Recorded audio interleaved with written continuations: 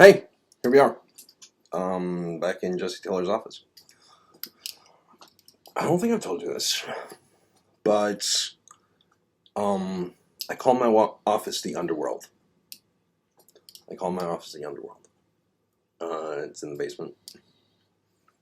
When I'm in here, I feel like the god of a very small domain. Like Hades was the god of the underworld and nothing else. I have a beautiful woman that comes down here, and she's down here for small amounts of time, and then she leaves. Just like Hades had Persephone, that came and stayed with him during the winter and nothing else.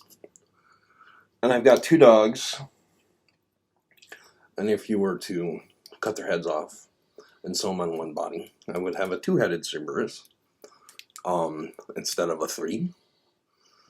Pretty grisly to think about. But anyway, that's why I call it the underworld. Okay, in the last video, you saw another poster that I had gotten from one of my son's classes. Earlier in the season, I showed you one called The Writing Process. It was on my desk, my closet door. And this one is right under it. It was in a classroom run by his 4th grade teacher, Miss Mossberger, which you may have seen her name on the poster. And it was just writing reminders, capitalizations and when to do it, punctuation, questions, when you put a question mark in, all this kind of stuff. And he brought it to me, and I agreed to hang it up in my office. And I was looking at it later, and there was one little section up in the corner that said, "Write the whole time."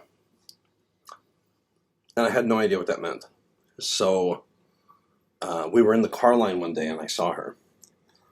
And she had a microphone to yell out what names of what kids with what cars were supposed to come out.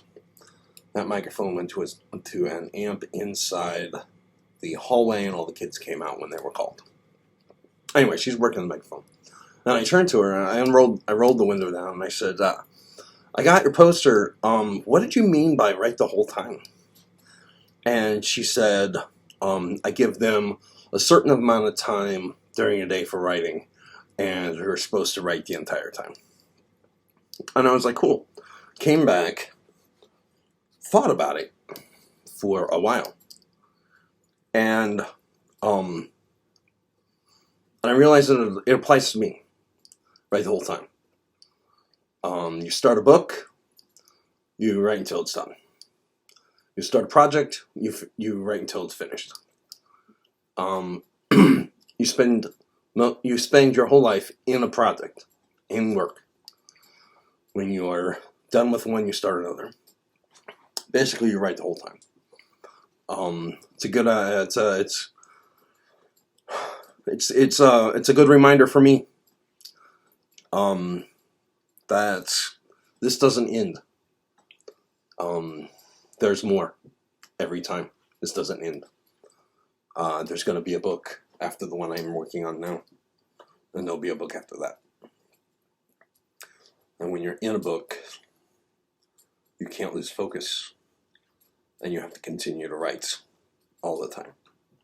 I'm going to show you a picture of my desk right now. Okay, so I'm going to show you a couple things. First of all, I'm going to show you 5 things today. This is the end of the season. At the end of the season, I will be done showing you things from my desk. I've covered most of them. At the end of the season, I'll be done showing you things from my desk. Next season, I'll start showing you things from the rest of the room. Bringing them in here, showing them at my desk, putting them on for you, and telling you what part they play in every corner of my desk that they're in. I've got picture frames, 2 picture frames. A lot of people have picture frames on their desk. I've got 2 of them. They're both my wife. One is a picture of her the day we were married. And it's a profile of her wearing everything. And she's looking out this window on a sunny day. We were married outside. She's looking out this window on a sunny day. And I have it on my desk, 1, because it's a gorgeous picture of her. And 2, because it... I asked her what she was thinking when she was looking out the window. And she said that she was seeing our life together and trying to picture what a life with me as her husband would be like. And so when I look at it, I see a person, a beautiful woman, looking at my future and liking what she sees. So that picture is right here.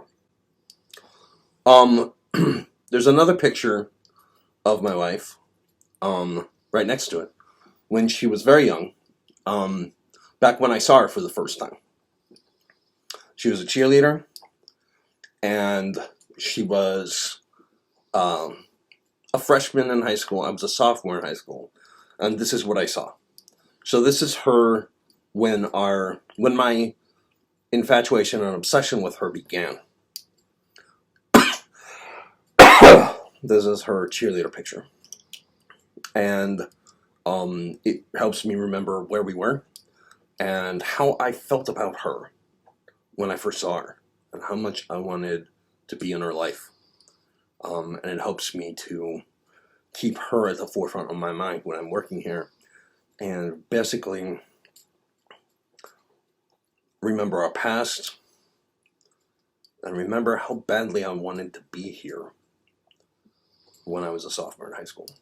Right here, in this house, with these kids, living this life with that woman. So I'll show you a picture of that right now. That was her. Isn't she cute? Okay, so there's this artist out there. You may have seen her work, you may not have. I think it's a her. I'm pretty sure it's a her. You may have seen her work, you may not have. She does sculpture, and she does a lot of cats. She's done a big lion head, wolves with wings. There's one of a bunch of wolves in a almost completed circle. If you get something of hers, there's usually a candle spot in the back. You can light a candle, and the jewel eyes of the animal will glow.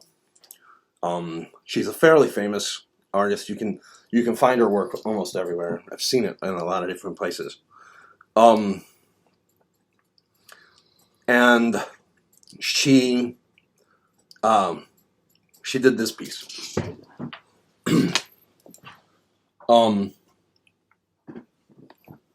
This is my gargoyle. I know right now, as you are looking at it, that you are jealous. You just have to deal with your jealousy. You can't have it. The back is a perfect corner because it's supposed to be mounted on a building. So the reason that I keep it is, to me, gargoyles, most oftentimes that I've seen gargoyles, they've been on churches, religious structures. And I keep it in my office, in the corner of my desk, looking at me, to remind myself that this is a holy place, that this is a place that I come to commune with God. When I'm writing, I feel closer to God than anywhere else that I've ever been, doing any activity I've ever done besides making love to my wife. I feel closer to God here. That gargoyle is a reminder that this is, well, the best way to describe it would be a cathedral. in the world of my mind. So there's that. Okay. Been waiting on this one. This is a special one. This is on my desk. This is my Outbox. When I write a book, every week I will print out all the pages and I stack them in here. And as that page count slowly grows, I know that I'm getting further and further into the book and the end is coming.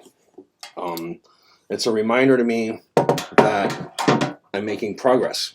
It's a reminder to me to keep going. It was given to me by a very close friend of mine. He was my landlord when I lived in Milwaukee. In my autobiography, I call him Mentor. And from that name, you can see what you can basically guess how I feel about him from the name that I gave him. I dedicated the book to him. I dedicated Onslaught of Madness to him. So if you go to Onslaught of Madness, you'll know his first name. And I called him my father. Because Onslaught of Madness is dedicated to my 4 major father figures. And he is one of those. He gave it to me. It's actually from an army desk from like the 50s. And he ended up with it because his father-in-law had it when his father-in-law passed. And so it was one of the things that was in the house. He found out that I needed an Outbox and he gave it to me. I've had it now since 2007. So, long time. 9 years, I think. If my math is right. No, 8 years. 8 years. No. I don't know. Anyway, I've had it for a long time.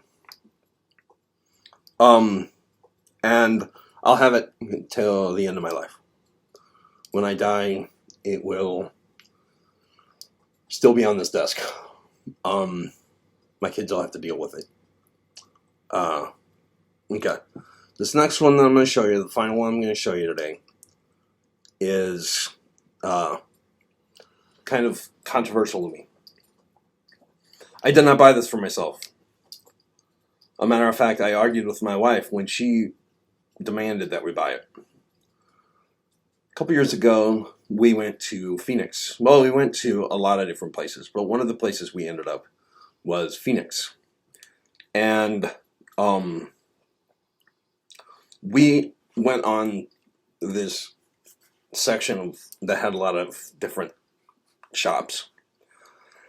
And one of the shops was a very bohemian kind of wild, like just everything kind of shop that had different shirts and outfits and dresses for women, and it was very much geared towards women. But there was, in the corner, there was this one shelf. And it had just a bunch of stuff on it. It had a mug that my mother-in-law bought that said, "I don't need Google, my wife knows everything." That was bought for me by my mother-in-law. So, it's kind of, I don't know how to feel about that. I use it all the time, though, because it's massive. It had another one that I thought fit me better. It was like a mustard yellow color. And in black letters, real small, it just said, "Batshit crazy." I thought that fit me better. But my wife didn't buy it for me because she wanted to buy this for me. One of my great regrets is that I didn't buy that mug because I really loved it. And I've always kind of wished that I had bought it because it fits me well. Anyway, she ended up buying me this. When she bought it for me, I wanted to put it on a shelf high up where nobody could see it. But she demanded that I put it on my shelf. I'm at my desk. It's over here. You can see it if you sit on the chairs. In my office, you can see it. Otherwise, you can't. I never have to look at it. And I'm going to show it to you now. It's a takeoff of the nameplates that businesses have. You go in to talk to your boss, and your boss's name is on a little plate, and his or hers title is on it. She got me this, and it's backwards, but I think you can see what it says. It says "talented motherfucker" on it. She bought that. She made me keep it. If I closed out my season and I showed everything on my desk but that, I would have heard from her. So there it is. She got that for me. I have to keep it up there. And it's a reminder. Not only that I'm a talented writer, but that I have an edge. Okay. So this is the final episode of the season. It's 13 episodes for each season. This is the final one, and it's going to be a long one. Because we have 2 guests. And these 2 guests are no joke. Very excited to be able to have them on this show. Save them for the finale. We actually filmed this a while ago.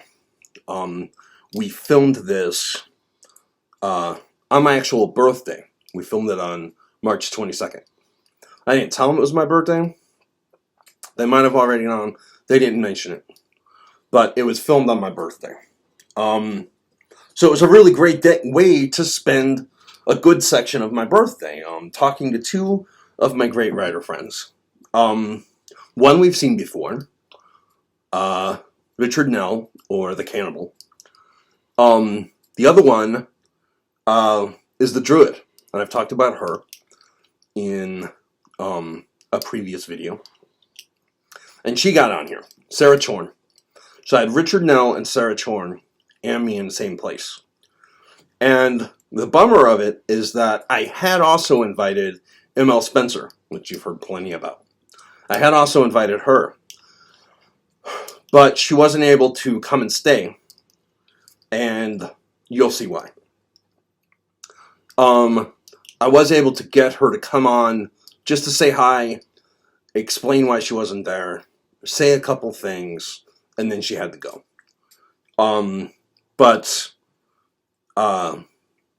Anyway, had her on.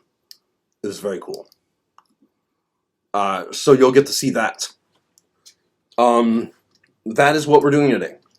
We are hanging out with the Cannibal, the Druid, and for just a little while, the Alchemist. So I'm going to shut up, get out of the way. This video is going to be long enough either way. So, here they are. Here is the Cannibal, the Druid, and for a little while, the Alchemist.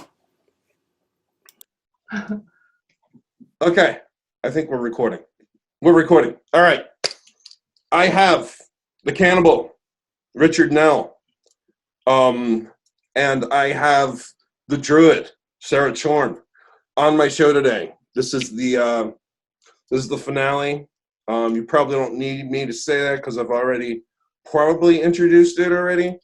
In this video, we're recording this a couple weeks early. Okay, so in the back of Nell's picture, you will see that he is pimping his work very well. He's got Paradise and Ash and Heaven there, and his brilliant covers. Those were taken outside your house, weren't they? And those are your swords? Is that right?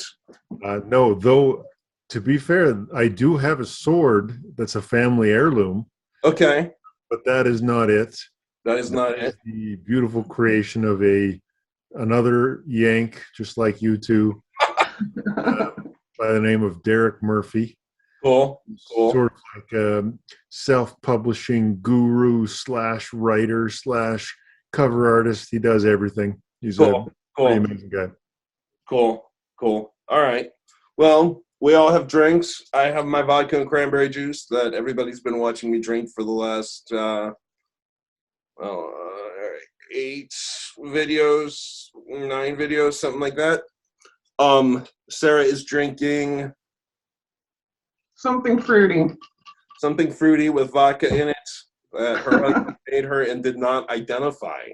So, and what do you got, Richard? Oh, I've got a nice French cognac. Cognac. Oh yeah, it's all classy over there. I have classed this joint up.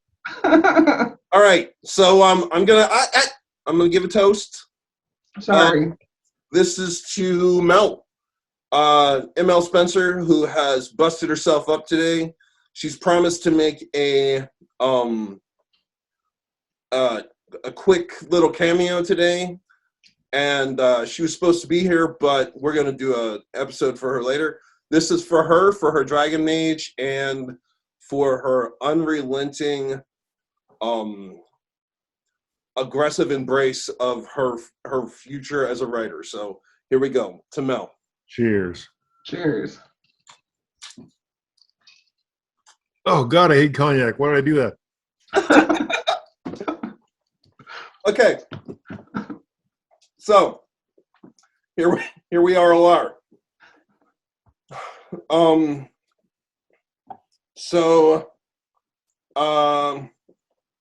Let's see. I have a knife. Does anybody else have a knife? No, I thought you'd at least have some sort of terrifying question to start us off. Like, I do. Something horrifying. That's your standard. Okay. This is okay. So we're all demented minds.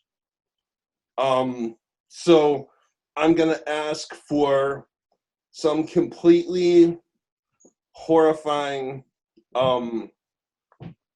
thought that came to your mind today that you refused to say in front of public, but that shot through your mind. Like today I had a couple of chicken thighs for dinner, and I was like, they say everything tastes like chicken, so is this like KFC right here? Like, if I were to put the original recipe on a regular person's thigh, would it taste anything like this? I had that thought while I was eating dinner, and I was about to spit it out, and I was like, you know what? I'm not going to say that around my kids and, anything like that. So that was my horrifying thought that came to me today.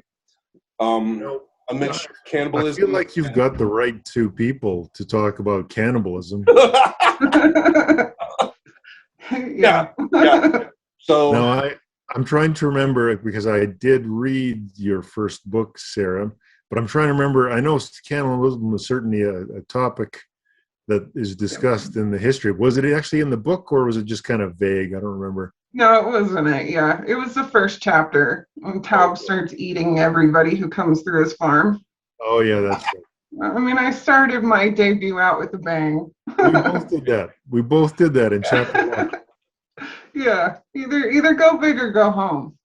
Yeah. I'm trying to think if I've had any cannibalism. I'm sure I have. Do you remember any cannibalism? Yeah, in Crown, isn't one of the Manhunters a cannibal? Oh yeah. In Crown, one of the heroes, his name is Fanhan, and he's a cannibal. And it's just mentioned like off thing, like he's a cannibal, like it's not like a thing. Like he likes moonlight walks on the beach. Yeah. Cannibalism, that's right. Yeah. He's a cannibal. He comes out of this really wild, vicious forest. And he's a really nice guy, and I never show him eating anything. He just also happens to be a cannibal, and he's one of the heroes. So I'm not really sure that works. Like Let me tell you about my friend Frank. You know, good guy, likes to go bowling. Sometimes eats people. Like that you can't really say, yeah, he's a good guy. You can't. Well, in the game that we ran a Manhunters game, and I think 2002, and we at one point, like, the Manhunters are a group of people that are put together by the king to hunt down criminals. Now, it's different in the book. Almost all of it was different in the book. But there happened to be a character, his name was Fanhan, and he was like the most upright, like perfect of the characters. And at one point, other nations start to get upset that the nation of Lawrence has the Manhunters, and they think that it's unfair, and they decide that they're going to enforce kind of a coalition of nations that runs the Manhunters. And none of this is in the book. It was just in the game.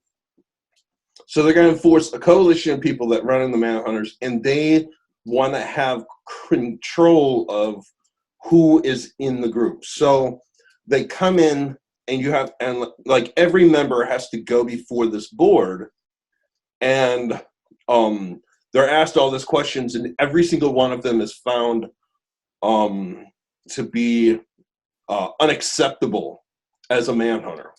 And so this coalition of nations is like, no, we're going to put our guy in, we're going to put, all this kind of stuff.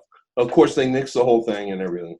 Well, I slipped the Fanhunt being a cannibal thing in so smooth that all the players forgot that Fanhunt was a cannibal, and he was such a nice guy. I mean, at one point, they buy him a puppy, and he's like playing with his puppy everywhere it goes, because he's a ranger and he's a hunter and all this kind of stuff. So we have that, and then he comes up before the coalition, and they're like, they're not going to have a problem with Fanhan at all. Fanhan is in for sure. And he comes out, and he's just so upset. And he's like, I'm out. I'm just out. They threw me out. And they're like, what could they possibly have found wrong with Fanhan? What could they possibly, Fanhan's? And they're like, why Fanhan? And he goes, I don't know. Just because, sometimes I eat people. It was like this fierce reminder that, oh yeah, this guy also does this thing. This is sort of like a man builds 1,000 bridges and he sucks one cock. He's not a bridge builder. Yeah, I remember I was writing my autobiography, and I decided that I was going to call you the Cannibal. And I got a hold of everybody that I wrote about in my autobiography, all my writing friends, and I was like, okay, so is it all right if I call you this? Is it all right if I call you this? And I sent one to Nell, and I was like, I'm writing your chapter tonight. Is that all right if I call you the Cannibal? And he goes, oh. And he said that. He goes, you build 1,000 bridges and you eat one little boy and you're a cannibal. So forgotten that. And then Becca pointed out, she's read, I think the first two. Did you read Heaven too?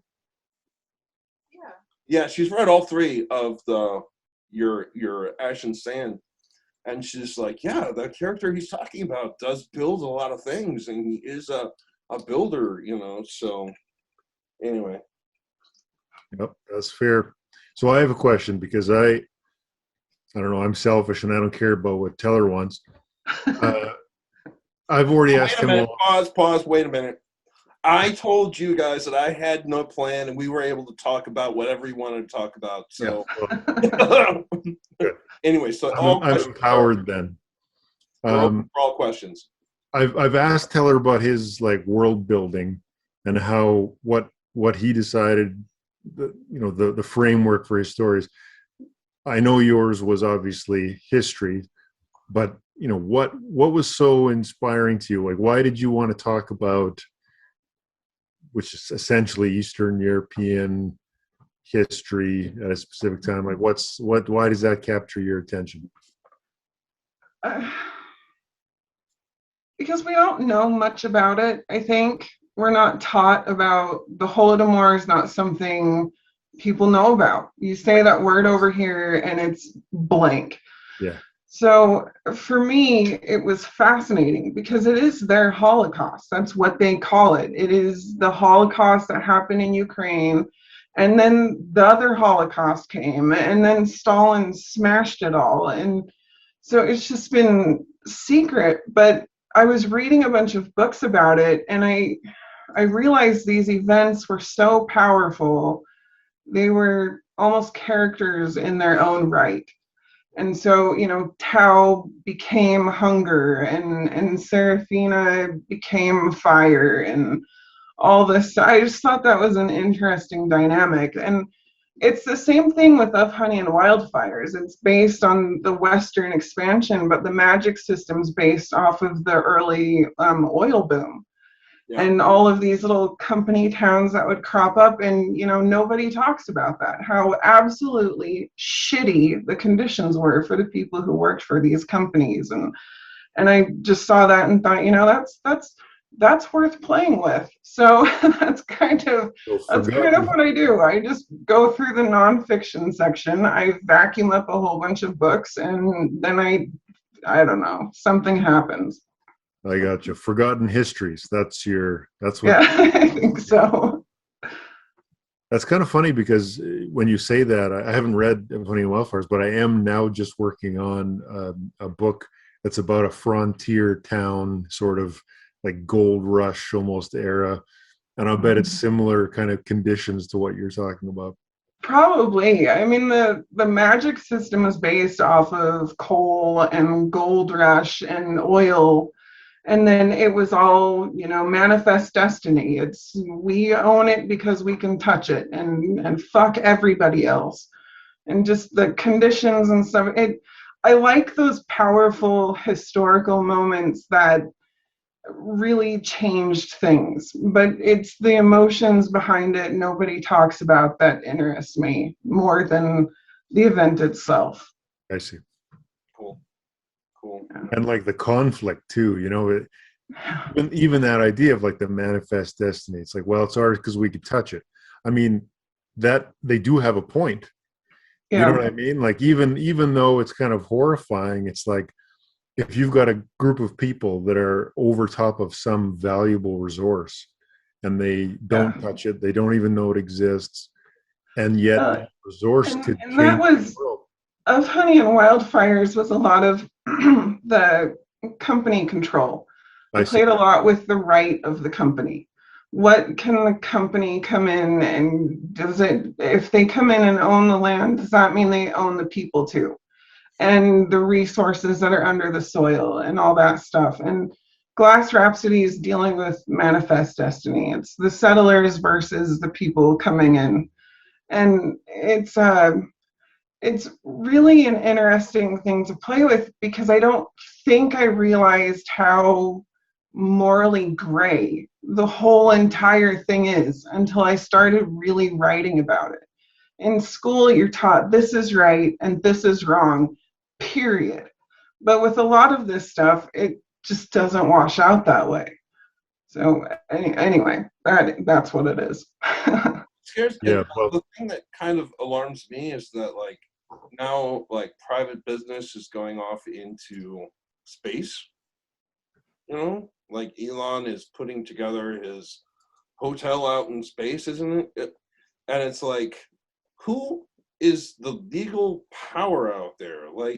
Does Elon Musk has his own laws and things he's allowing and things he's not allowing? And where is space law?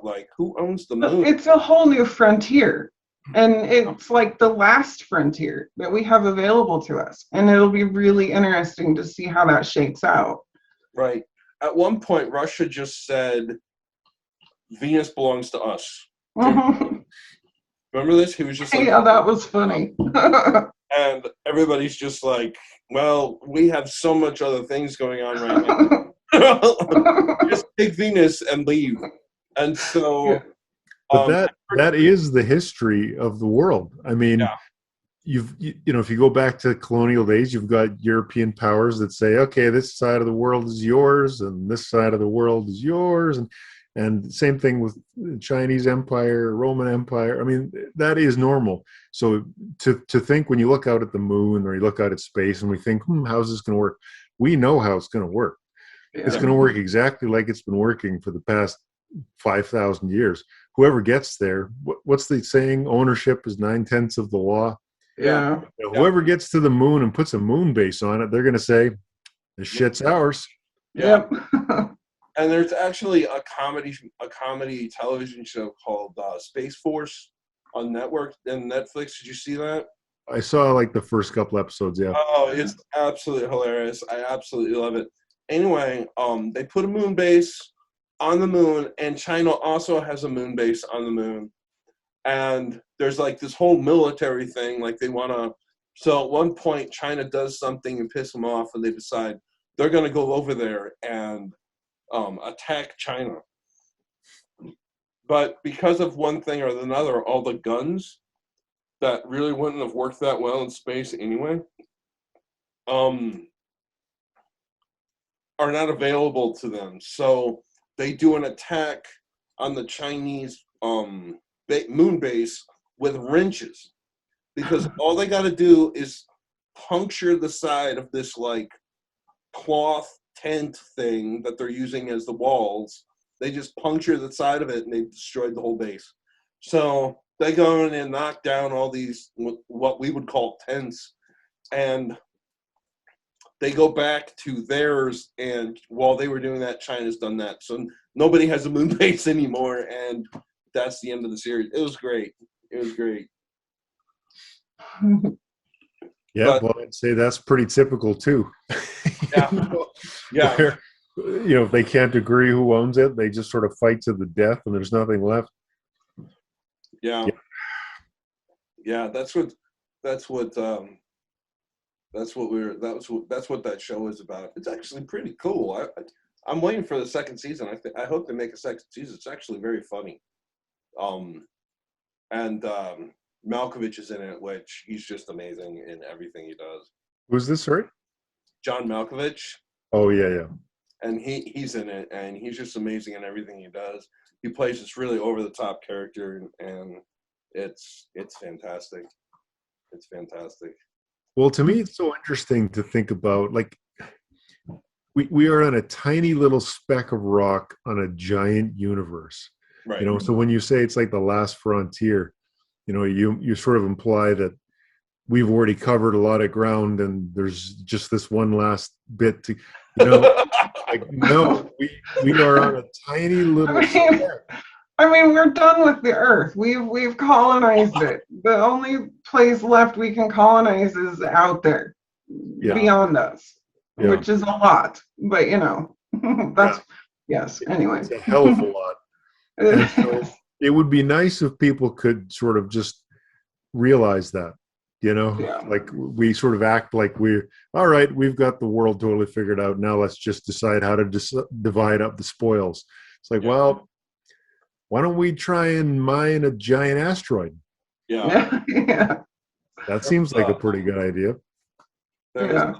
My favorite comedian of all time, his name is Nate Bargatze.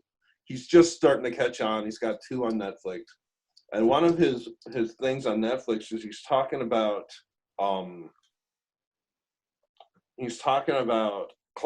climate change, okay? And he's like, everybody tells you it's going bad, everything's bad. He goes, I'm going to tell you something different. We're doing great. Earth's doing great. He goes, I did a little research on the other planets. And I have to tell you, they are nowhere. He goes, it's a disaster. He goes, they're not even started, and we're almost done. It's just, he's just amazing. Yeah, well, that's true. All things considered, things look pretty good here. Though it's funny because there's like, scientists find these Goldilocks planets, so-called, right? Where they say these are sort of the conditions of these planets that they find in the solar system of the galaxy. That I shouldn't say solar system, but out in the universe that would be good for human life. And there's quite a few of those. It would just take us, a shitload of time to get there. Right. Yeah. We're not so good in space, as it turns out. No. Yeah. I don't know much about space exploration. I do know that one of my nieces got accepted to Cornell. And when you go to college, like you go and you do a couple semesters or even half a semester, and you're like, no, I don't want to do this. I want to do this, and you immediately change your major. Sometimes that's what happened with me. But when she went into Cornell, hold on. Oh, Mel's coming. Mel's coming.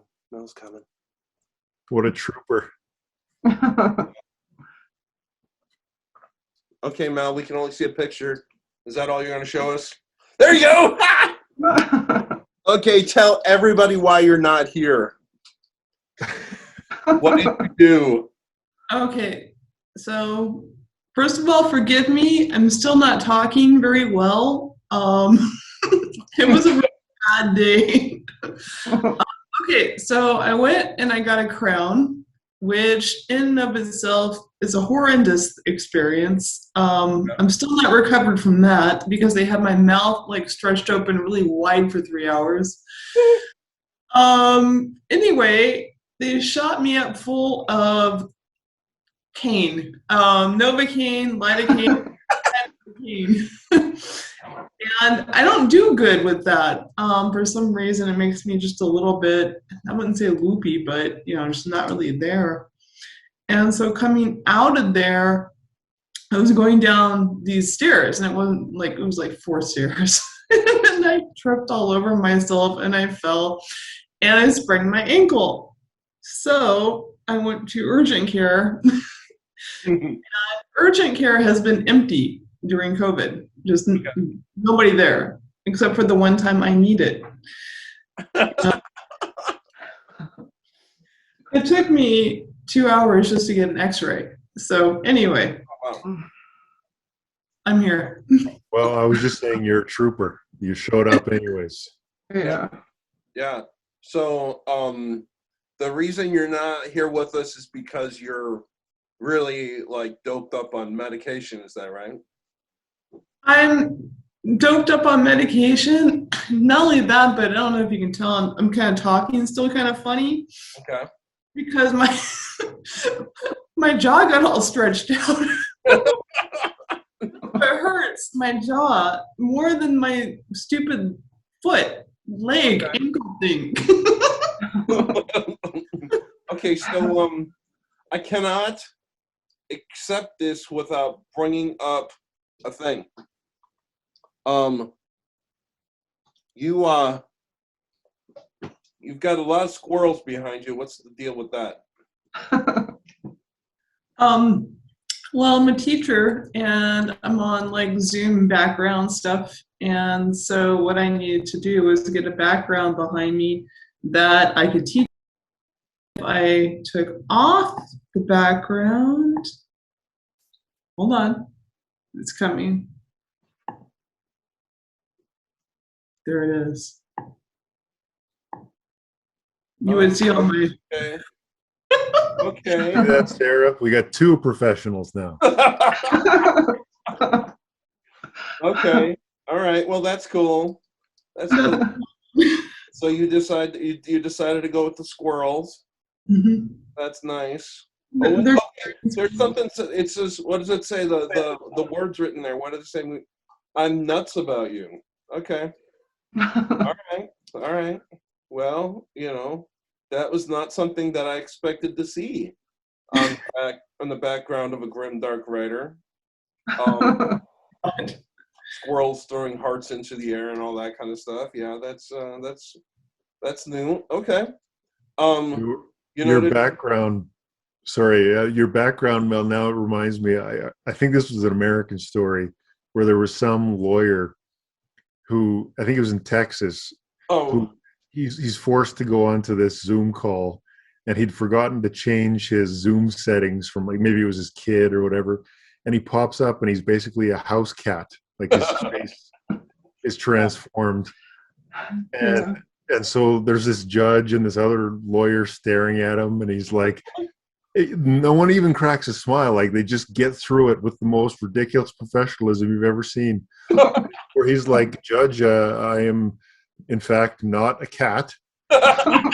And I am ready to proceed if, and I think he cancels it or something, or he moves it. But anyway. Great. Okay. So you can see that Richard has his book set up. Very nice, very professional in the back. I'm starting to feel bad about it now. No, don't. Oh. But you do have to explain. I've been sitting here staring at your little thing that it's sitting on, and I have no idea what that is. It's not a table. Oh, like the table thing? Yeah, what is that? That is a stationary bike with a table. So that you can, like write, or you put your laptop on it as you pretend to get some exercise. Okay, you don't know that you But have. actually, it's broken, so it's just a table. I was just gonna say you have to go back there now and do the rest of the video with while working out. You know that, right? I snapped one of the pedals off, so Now, did you do it on purpose so that you wouldn't have to ride a stationary bike, or? it's just cheap Chinese construction. Okay. So, all right, Mel.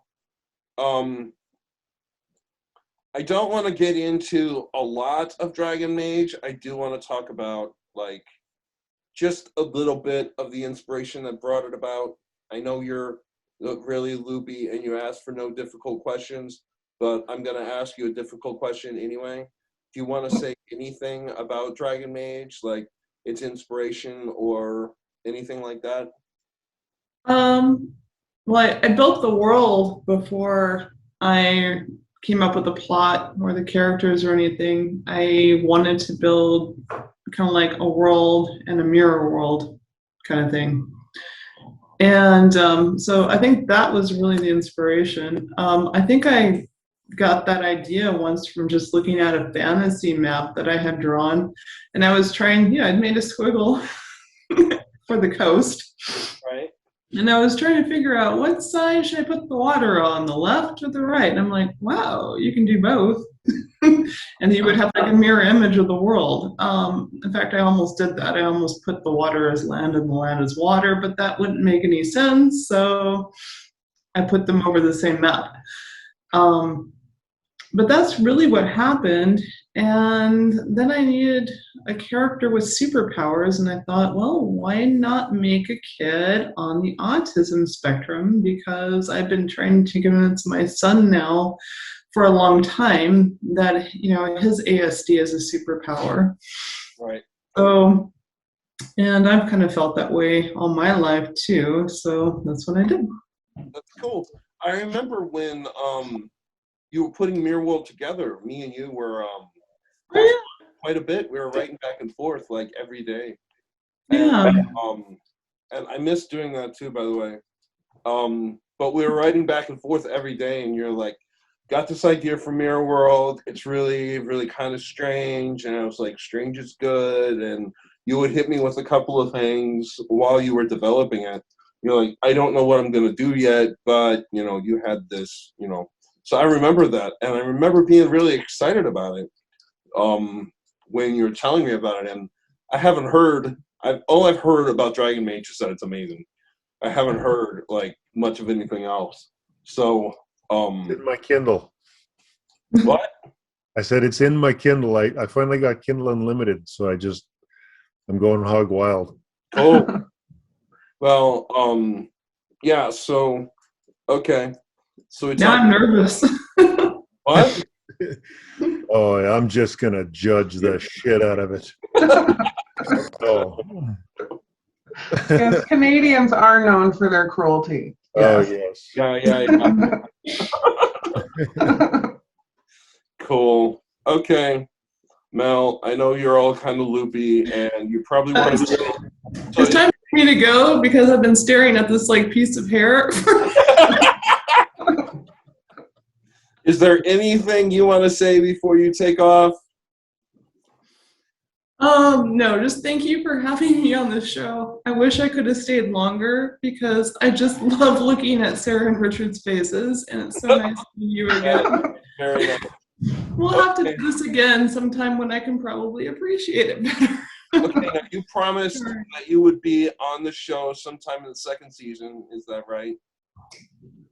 All right, cool. So I will see you in the second season, and thanks for dropping by and saying hi. And All right. stay off the ankle. Thank you very much. All right. Bye. Bye. Wow. Okay. So everybody, that was Mel. That was the Alchemist, and she's left us now. We're back to these two, and okay. All right. So we were talking about space exploration. How fantasy writers got there is a winding path, but we're talking about space exploration. I have a question for Richard. Absolutely not. That's too bad. Your books are just like wildly successul. I mean, you're everywhere. Yeah. Yes. Oh, with the face. that You face. know you are. So you're done amazing, and you've deserved it. But has it surprised you at all? Like the release of your books, has there ever been a minute when you've been like, pinch me, is this real? Yes. Well, thank you, I guess. I think Dragon Mage, let's use that as an example, is probably already crushing me. So, yeah, this is one of those businesses where you can always, no matter what you're doing, you look up at some other son of a bitch and you're like, Yeah. that guy's doing so much better than me. Why? What am I doing wrong? Whatever. But yes, I published the book in 2017 and to crickets. And that's what I expected. So it took me 6 months really to get lucky, to get a reviewer who had a bit of reach, who said, "Oh, I really love this book." And then that gave me the momentum to just bother every reviewer I could possibly send an email to or whatever. Always, using like, this other guy, liked the book, so maybe you'd like the book, try to jump off on their backs. And that was it. There was no other secret. It was just getting reviewers and bloggers in a chain reaction, kind of. And it was sort of a bit of luck. Like most things in life, it's largely luck. Once you need that one catalyzing moment, and then if you're at the right moment, in the right time, at the right book, whatever it is, that's sort of what happened. And so that launched. But that's by no means is, from my experience going forward, that it will continue. Yeah. Well, I think Nell is a name that's highly recognized and respected, and I think you're going to get a little bit of a push on whatever you put out next, just because it'll have the name Richard Nell on it. Yeah, I think so too. Well, it's a hell of a lot better than having no name at all. Right. It's sort of like the business. There's sort of this. I just talked about this in some other podcast, but it's sort of 0 to 1, right? Any business that you start in life, when you're at 0, it's bloody impossible to get to 1. Right. Once you've done that, once you've got at least a little momentum, you can capitalize on that a little bit. It still takes a lot of work. I'm not saying it doesn't, but yeah, at least all three of us are in a better situation than someone who has just released their first book and doesn't know anybody. And it's what helps to have contacts, and it helps to have all that. But right. It's just an uphill battle. There's no question about that. Yeah. I had a similar thing happen with you, but it didn't pay off. I got a big time reviewer, great guy, and I was on Okay, so I released Chased, and there was a couple that was reviewing books, and they had read Leafdom. And so they were like, yeah, send us Chased. We'd love to read Chased. And they sent it back.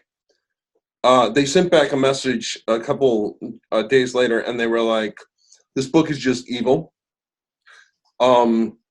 It covers an evil topic that there was no reason to talk about, and we are not going to read this book. We're not going to even entertain the idea of reading this book. We're not telling anybody that this book exists, and never send us another Jesse Teller book as long as you live. We are just not interested in you as a person. I was like, okay, all right. So I was pretty messed up. I was pretty fucked up about that. So I got on Grimdark. I got on the page Grimdark Readers and Writers, Grimdark Fiction Readers and Writers, and I was like, have you ever heard of a book that's too evil for people to read, a book too dark for people to read? Because I was just called evil and a terrible person that that these reviewers didn't want to know because of this book that I've written. So is that just a thing that there's some work that's just too terrible? And it came out mostly to crickets. Most of the time, people don't talk to me online that very often. You two and Mel being the exception. But this one guy says, send it to me and I'll read it. Well, he only took physical copies, and he was overseas. And so I kind of like, okay, well, maybe we can't, because it costs a lot of money to do that. Well, Becca looked into him and saw that he was really a thing, and so she sent it to him. And he came back, and he was just like, if you like your grimdark, gritty, and bloody as hell, like, this is your new favorite writer. And I was like, woo! So I sent that little phrase to everybody. I quoted him to every reviewer that I could send it to. And they're all very polite when they told me we weren't interested. So, yeah, there's no magic bullet, right? I mean, as I say, there's a lot of luck too. It's like got to be the right moment, and it's got to be the right, like, this is even true of some of the huge name authors, who they'll write a book, it'll become wildly successful, maybe even a series, and then they will, especially if they make a pseudonym, or if they, they'll try and not use their fame. Yeah. And they'll fail miserably. Right. So they'll find that they can't repeat the success, or they can't take what they did in the first book, and they can't write a new book in a slightly new genre, or so yeah, it's just one of those crapshoots. And I was just giving this advice to somebody in podcast, why this is on my mind. And I was saying the first thing is you have to write a book that you really believe in. So I think we don't have a problem, the three of us there, but there are a lot of people, I would say, they don't even get that far. Right. They're almost in it to make a buck. I wrote a mediocre urban fantasy, and I hope it makes good money. Yeah. So if that's who you are, I don't have any advice for you. Good luck to you, but I don't think the world needs more mediocre urban fantasy books that nobody really cares about. But if you do really care about your books, like the people in this Zoom call, right, that's, at least you've got that. And then you just need to constantly push, and then you need to get lucky. I don't know what else to say about it. And it's not like I know. That's the thing. There's like a survivor bias, right? Where somebody gets a little bit of success and people say, oh, how did you do it? I'm like, fuck if I know. I don't know. I did the same thing you did and just worked. Right. I was talking to this agent once, and he said, that there are two different kinds of writers that he represents. One is the writer and one is a storyteller. And the writer, he said, they put out a book, you agree to work with them, and 2 weeks later they call you. They want to know how it's going. They want to know, like, okay, so have you tried to sell it to this person or that kind of thing. You hear from them again in a month. Well, what's the status? Who have you shopped it to? Who's read it? What kind of conversations has it been made into? All that kind of stuff. And they do that every couple of months or every couple of weeks until they find out who bought the book. And then it's like, okay, so when am I going to go on tour? How much of the marketing am I going to get? All this kind of stuff. He goes, that's the writer. He goes, I will work with the writer. He goes, but the storyteller, what happens is they come, you agree to work on their book, and they're like, okay, what do you need from me? And they're like, okay, we need you to do this, this, and this, and this, and this. And so they do it, and they're like, okay, can I go back to work now? Can I just leave this with you and walk away and go back to work? Because I got a lot of stuff I got to do, and I want to get back to work. I don't want to be, you've got a job. You do your job, I'll do mine. And that's how I feel. Wonderful. That's how I feel I work. Is a very okay, what I do is I do everything that Becca needs me to do. I do everything Becca needs me to do. I'm like, okay, well, here's the thing, and here's the thing, and here's the thing, and that's it. And then I'm like, okay, here's the book. Release day is here. I'm done. I'm gonna go do something else. So she's the one that gets a hold of all the reviewers, and she, gets it talked about and all that kind of stuff, because I'm already in my office writing the next book. And I think that is the case with a lot of us, if we're not working on our day jobs or working on something like that, then we're busy working on the next book. You know what I'm saying? So I think I might be drinking this too fast. Well, I was going to ask Sarah something again, but I sort of know Teller's story in terms of how he got into this, sort of feeding on what he's saying. But why do you even write books? What made you do this? What sickness is in your brain? I've been writing my whole life. Like, I tell people all the time, I wrote my first book in kindergarten, and I honestly did, and it was a novel, and I have it in my shed. Wow. And it made the state fair, and it was the whole thing. It was about a bunch of bears that got lost in the forest in the woods. I mean, I've been writing my whole life. There's never been a time I haven't been. And it was a lot of half-started projects and things I didn't know what I was doing, and it's kind of interesting to see the growing pains as the years go on. My teenage stories were full of a lot of angst, and anyway, writing is something I don't know how not to do. And I think recently I've been realizing that I have a very devoted core group of fans. And I don't think I'll ever write the kind of stuff that will get me a huge following. I just don't think I appeal to a wide variety of readers, and I don't like marketing. And so but the readers I do have are very devoted, and they all expect me to just emotionally eviscerate the shit out of them. In every single book, I have to make all of them cry. And my beta readers let me know when I'm not making them cry enough. And, it's this whole thing. But I've been realizing those are my fans. It's the readers that go into a book really wanting to feel. And the reason I like writing stories is because it's my way to understand my own emotions.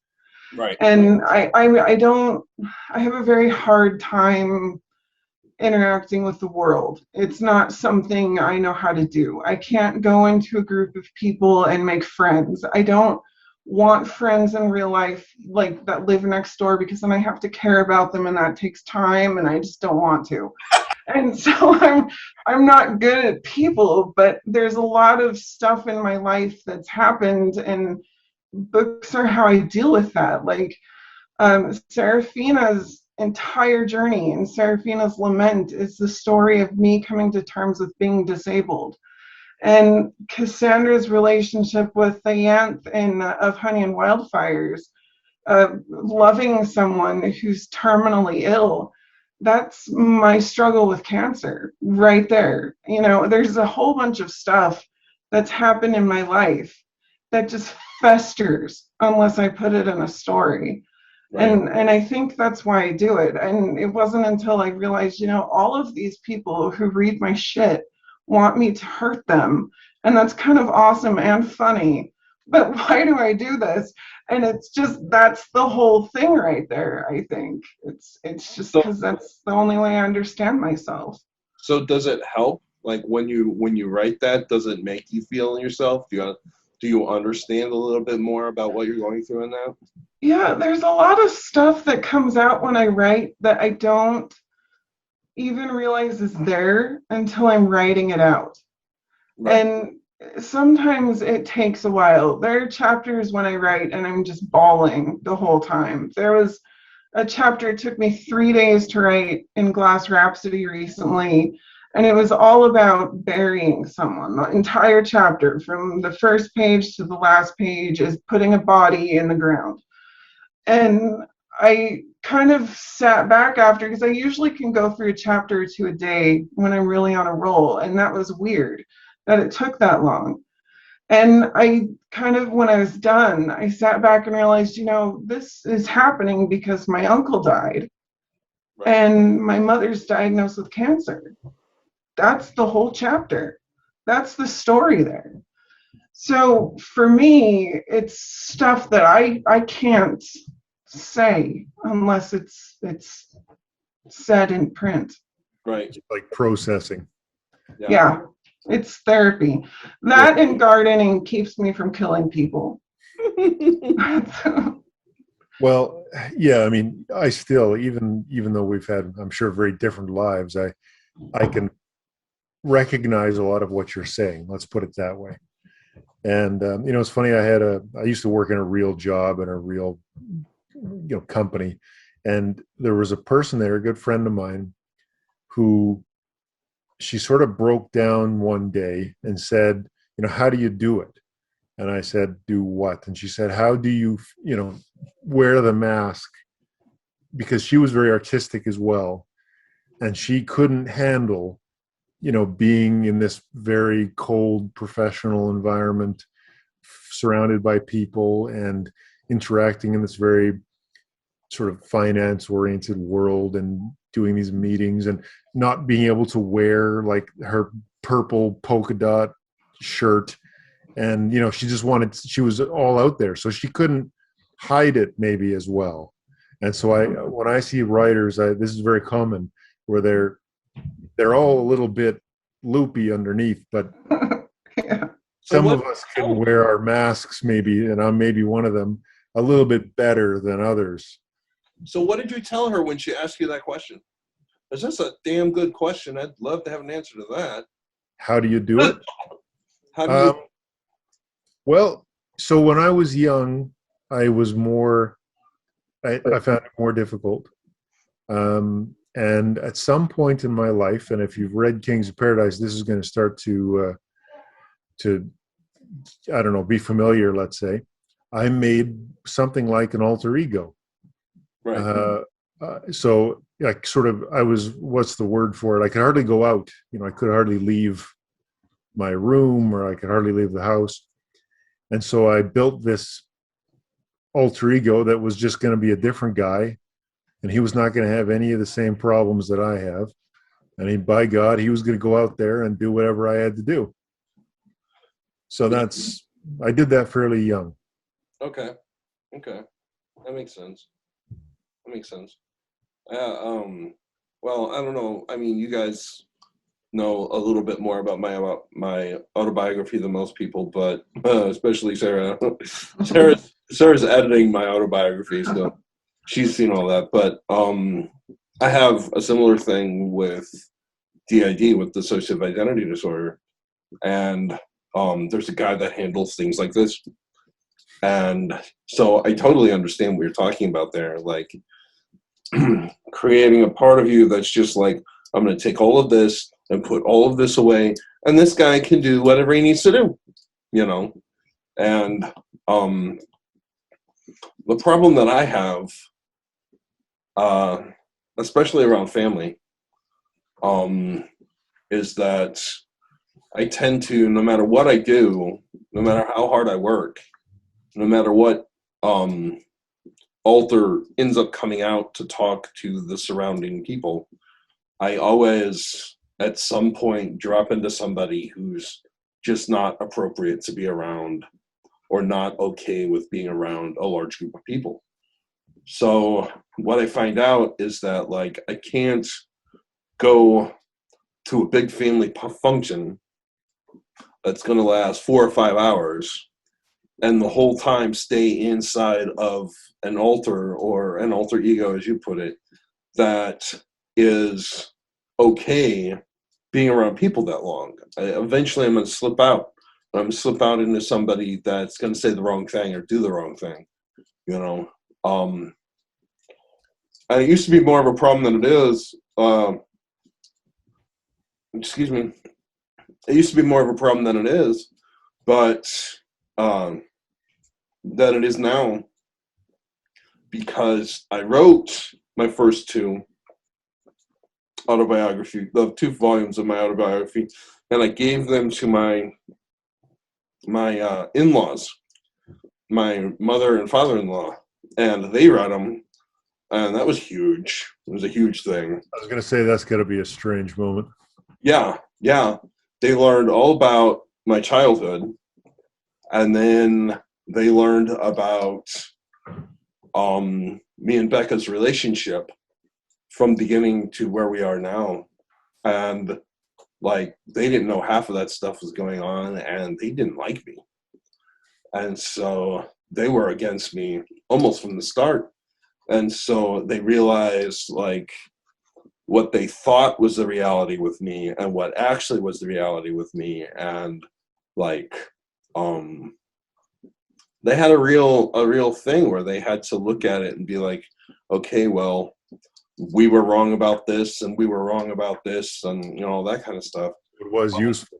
So now, like, when that altar comes out that's loud and vulgar and, you know, just like has it all hanging out, you know, Shadow, when he comes out at family events, they just laugh, you know, because he'll introduce himself when he first walks in, and they're just like, oh, well, okay, then this is going to be this. And they just go like that. So, but I know exactly what you're talking about with that alter ego, with that face that you show your world, and then a face that you show when you're allowed to be reclusive. Yeah, well, it was temporary for me, though. You know, I'm not like that now. So at some point it was sort of integrated, Right. You know, as I got older and I started to be a bit more confident, or whatever it was, I was able to just sort of do away with that full transformation. So I'm sure everybody's got different pieces of their personality, and you become a little bit different if you're with friends, or if you're public speaking, or if you're at work or whatever. But, you know, I took it a little further than most people, and you take it much further than most people. Right. Well, definitely. Well, I think a lot of that changes, like, when you're able to choose who you hang out with. Like, you don't get that in elementary school very much. You hang out with whoever will hang out with you.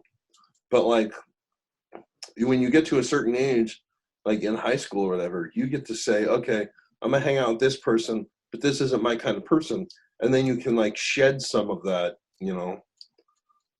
And Sarah's doing a lot of quietly rocking back and forth and nodding, so she's going to add to this part of the conversation. I never can't move. I'm always fiddling something. I'm sorry. She's just listening intently, Yeah. gathering data. You know, there's new characters forming in her mind as we speak. Yeah. I've never been good at people. I've never had many friends. I've always been a half step out of sync with everybody I've ever known. Right. And I've never quite understood why. And for a long time, it really upset me. But it was after cancer that I realized life is too short to give a shit. I don't like people, and I'm okay with that.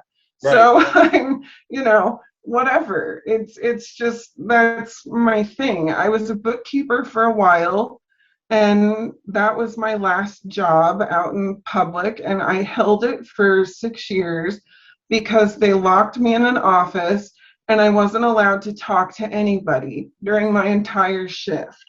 And it was fantastic. So I counted money, I fucked off, I listened to audiobooks, and then I left. And nobody knew I was there. I was the ghost of the store. It was wonderful. And then when they started wanting me to come out of the vault, I said, I don't get paid enough to pretend like I give a shit. And I left. And there was other stuff behind that. But, I had health problems and all this stuff. And thankfully, my editing pays me more than that job ever did.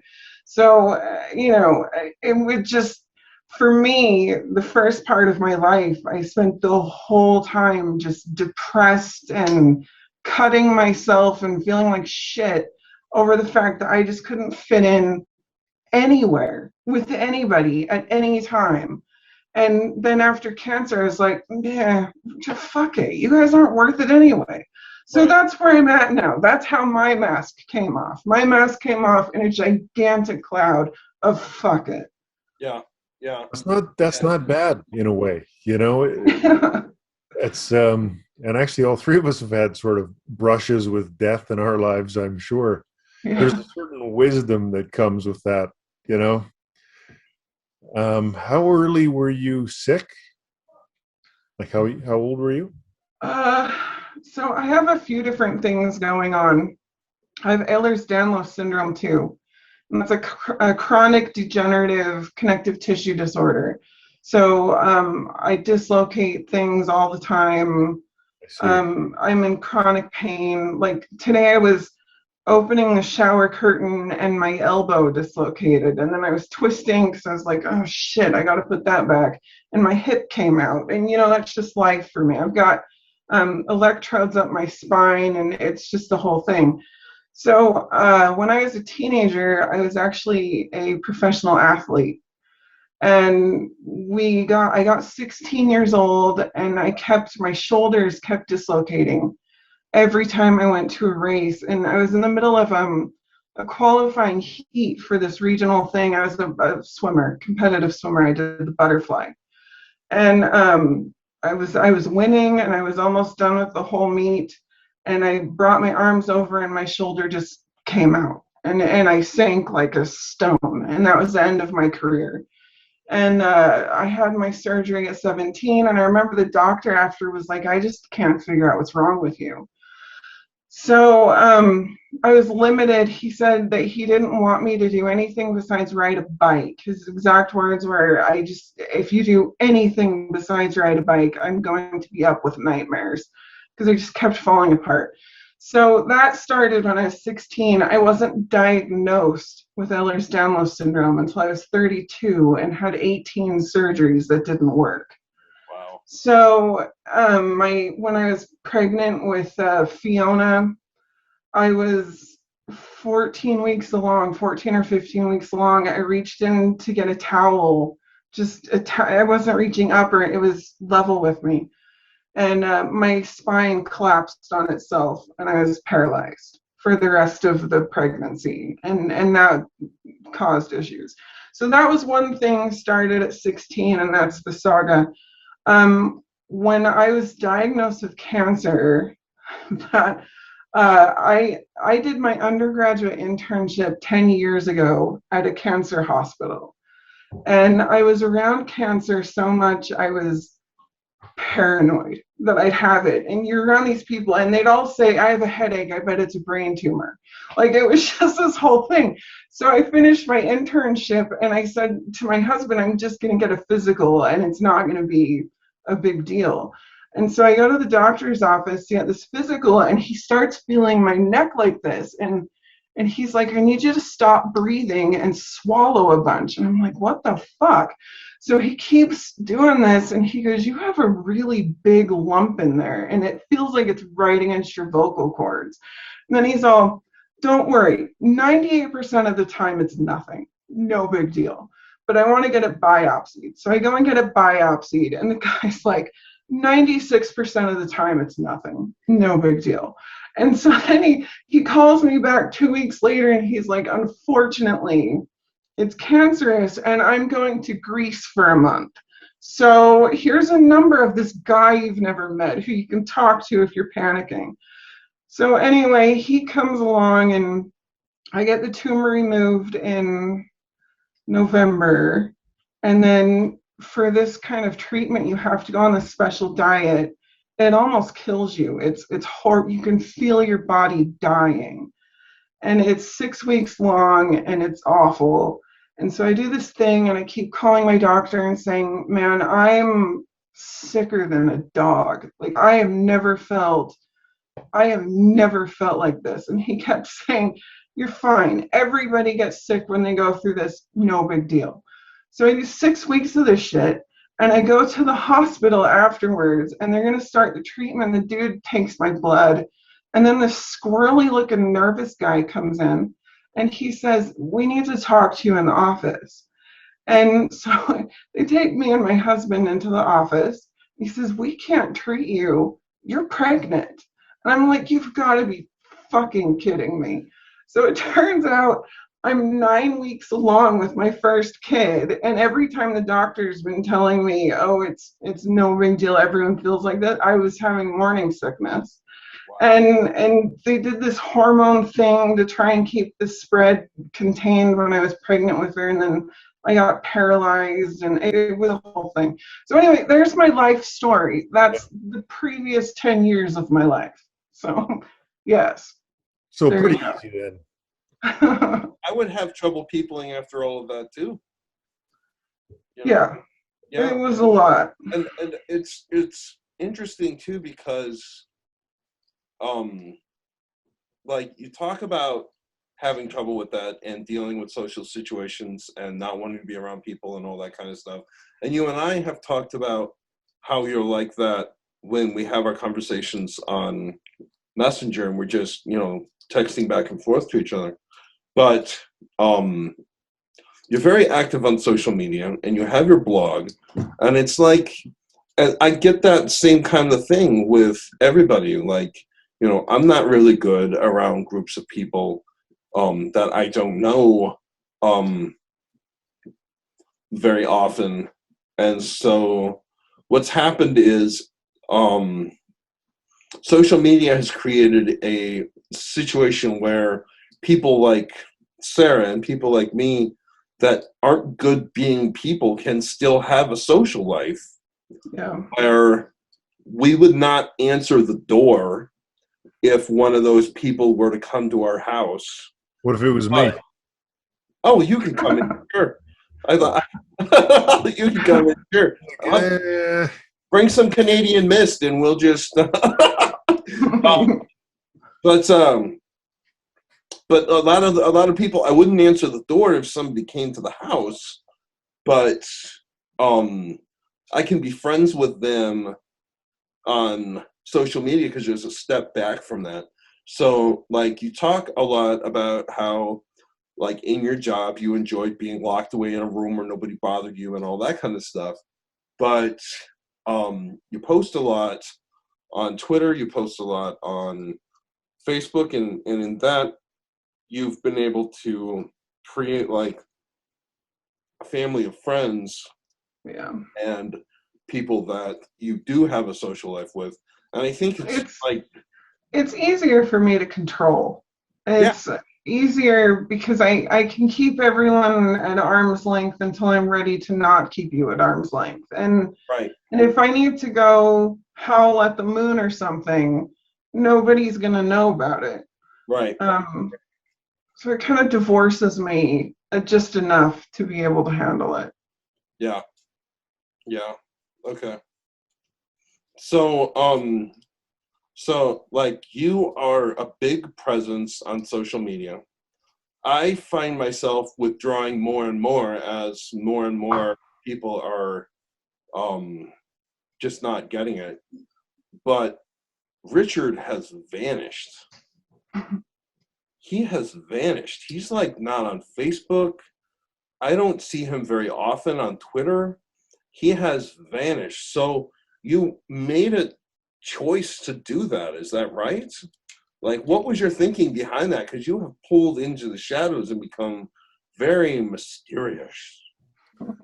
Is that so? Yeah, Well, very mysterious. I just don't like it. I think it's a negative influence on my life. I like this. I like to sit down and talk to people, either one-on-one or in a small group like this. I like people. I always have liked them, even if they kind of bother me. I can only tolerate them for so long, so I like interacting with people, but I don't like interacting with online avatars. I don't like performative social interaction. And so much of what I see on social media is just exactly that. People putting memes and, something clever with 50 characters so that strangers can lol. I find it all a complete waste of time. So all I'm really interested in doing is building relationships. So all I want to do is I want to interact with one blogger or one writer on Twitter or on Facebook or whatever, and get them to the point where we do this. Yeah. And I want to hear about their lives, and I want to, talk about things that matter, but I'm not interested in small talk. I'm not interested in nonsense, and I'm not even saying that stuff is wrong or that, there's people who like that, but I don't. Right. And so for me to do it, it's not authentic. Right. And all I want to do is be authentic on these platforms and make real connections. So that's it in a nutshell. Having said that, you do need, especially in the age of COVID, you do need to be able to interact with people in various social media platforms so that you can actually talk to them. How else do you do it, right? Right. Well, I remember one time, and going on what you're talking about, I remember one time when I realized that our friendship was on a different level and we had reached a different place because me and you had set up a meeting like this, and we sat down and we had like this big long conversation. We talked for about an hour and a half, and afterwards I was talking to my wife and I was just like, oh, it was amazing. Oh, it was absolutely amazing. Me and Richard were born to be friends, And then another time I was up after having written for a long period of time. I was up and I was talking to you on Messenger going, I don't know what I'm going to do with this guy, and I don't know what I'm going to do with this guy, and all this kind of stuff. And like talking about this big problem that I had in the piece that I was working on. And you were like, do you want to get on Zoom and just like, do you want to get on Zoom? My dog's whining, so my kid's coming to get her. Daisy. Do you want to get on Zoom and just... How dare you? But you were like, we're done now. Sorry. I said, do you want to get on... You said, do you want to get on Zoom and just talk it out? And I was like, yeah, okay, well, this guy is a closer friend than I thought he was, And we got on, and we were on for a while, and I kind of stumbled around, lost for a little while until I figured out where we were going. And I just don't like, text is fine, but I don't think it's how human beings are supposed to interact. Yeah. It's okay if you've got to do it. It's good for quick little communications. It's good for, hey, where are you at with this project? Or Like there's all kinds of useful things for it. And maybe this is kind of funny from a writer, but I consider art slightly different. But it's not, if you want to really get to know a person, interact, and especially because there's so many ways to miscommunicate with text. Right. People will see what you've said and they'll maybe interpret in the wrong way. They'll think that you mean something nasty or that you're, which is almost never the case, right? Most people are very nice. They're not trying to be mean to you. Right. There's obviously exceptions. And I think Sarah encounters them in her editing business fairly frequently. Oh, yeah. That's another thing I wanted to talk about, Sarah. What's the latest crazy one that you had? Because you have crazy ones all the time. People get a hold of you. And, well, I'm going to shut up and let you tell the story. Like, tell us about what kind of people you deal with on a regular basis. I'm lucky because the vast majority of them are okay. And they're serious writers and they're just humans trying to do the best they can. And I get that. But then sometimes I got some of them, like the other day I posted about the guy who said he was an international bestseller, and I looked him up and he had 4 reviews on Amazon. And I was like, how the fuck does that work?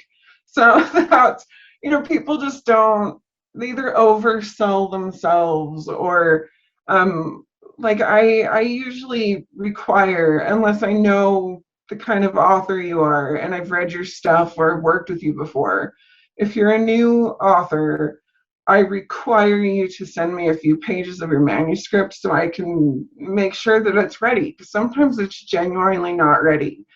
And editing something that's not ready is doing neither you nor me a favor.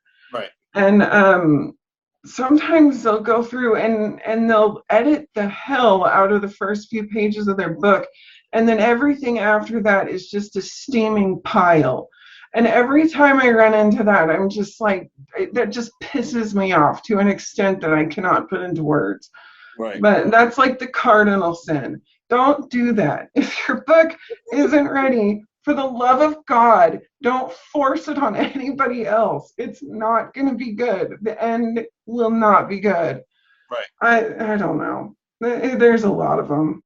Yeah. Well, it's one thing for them to do that, which is bad. The next piece, though, that is always amazing to me that I sometimes hear from you and other editors too, is that they then have an ego. Yeah. Oh, yeah. I don't understand their genius, is what it usually ends up being. You just don't understand what I'm trying to do. I'm telling a story in a way nobody has told it before. Oh, bitch, please. I just, cool. It's especially amazing if they have edited, let's say, the first 5 pages quite a lot, and then they've left. Then it's clear that they understand that they had to work a lot on those first 5 pages. Anyway, it's amazing. My limit is all the way through the book. I don't get paid to rewrite your book for you. Right. My job is to go through your book and help you sand down those rough edges, help you shine your diamond. But if your diamond is still covered in a whole bunch of shit, it's not my job to clean it off. I have 2 kids that poop a lot, and I've got a dog that craps in the back. I've got enough shit on my end. I don't need someone else's on top of it. And there's not enough money in the world. Like, my first drafts suck. And some people will send me their first drafts and be like, every word of this is gold. And then you edit the first few pages and send it back, and they want to fight with you about it. I have edited for authors that win prestigious awards. I'm not a fool. I know what a story is. What are you trying to pull over on me? The second someone talks like that, you're reminding me of an employee. I had one employee who was the worst experience of my life, who, when I first started this job, I sat down with them, and the first thing they said to me was, I am the world's greatest executive assistant. And I'm like, oh, I'm in trouble. This is gonna is gonna be. So that's sort of like your person where it's like, I'm a genius. How do you not recognize my artistic beauty? And you're just like, oh, fuck off. Like, I'm done with you. Because it's hard. I mean, the best of the best. If you're George Martin, even when he's I don't know, 15 years ago, let's say, before he was wildly successful, I bet if you sat down and talked with him, he'd have said, yeah, I'm good at XYZ, but I suck at, ABC. Yeah, and look for this person when you're looking for this, and this. They always have writers that they think are better than them at doing X, Y, and Z. Yeah. Every good writer has that. Well, the thing that I had an author come to me once, and it was really a rough project. Like I shouldn't have taken it on, and I knew the entire time I was editing it, this is not a book that's ready to be worked on. And it was rough. But I handed it back to her, and I told her the things I noticed, and I told her, I said, I get the impression this is your first book, and I think you need another draft. And here are the things that I would suggest you look for when you work through this and make your next draft. Adverbs and telling versus showing, and the language that gives it away, and passive voice, and all this stuff. And I give examples of what to look for, and resources to look at, and writing groups, and critique, and the whole thing. I felt really bad for her. And she wrote me back and said she didn't feel like I respected her book, and that that she's really married to this work. And I kind of feel like that's a point some authors hit, and I think it's dangerous.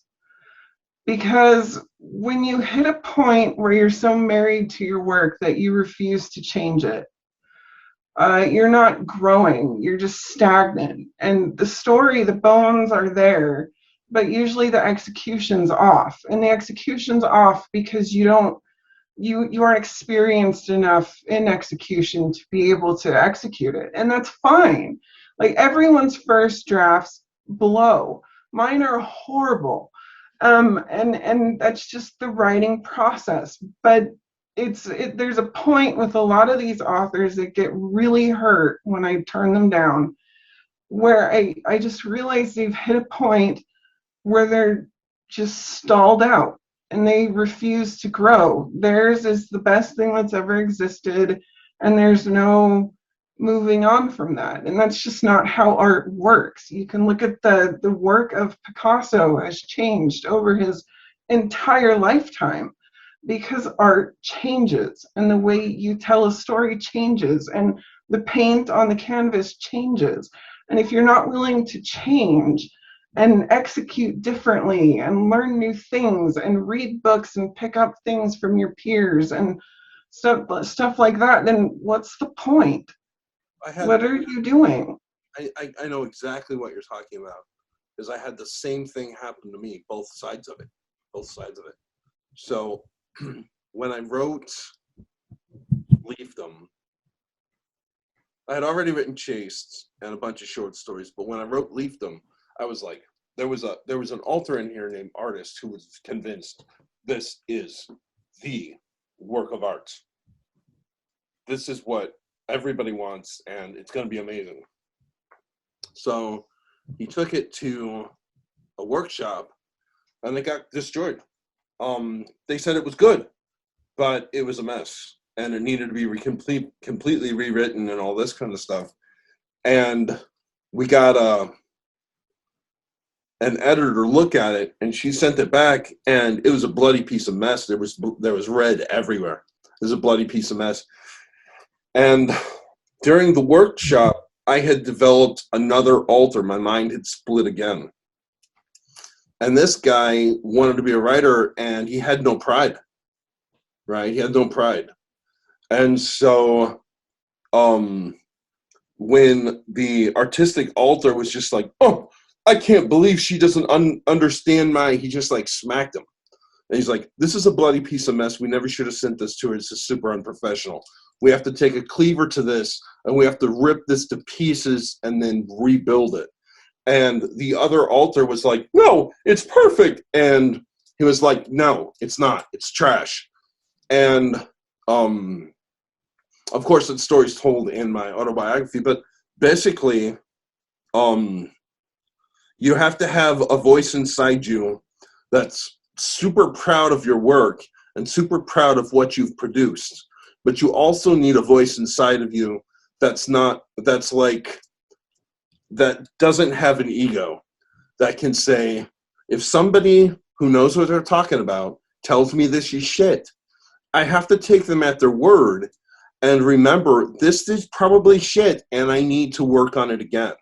And so I ended up doing 7 drafts of Leafdom, and to come out, and then I had somebody proofread it to come out with the product that I did come out with. But that first or second draft was just a mess. It was just a mess. I think. Sorry, go ahead. No, I'm sorry. It's not even that most of the books I see are shit, because they're not. The bones are always there. I can always see the story, and I can see what it would take to make it something that would really impress people. But usually it's just more work than I get paid for. And so that's when I turn it around and I say, I can see what you're doing, but I think you need another draft. And here's some things to look out for while you're going through this draft.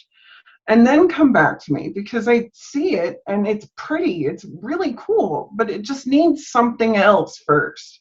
Yeah, it wasn't that execution, it's the craft, right? It is. And it takes work. But, a lot of people get really offended when you tell them that.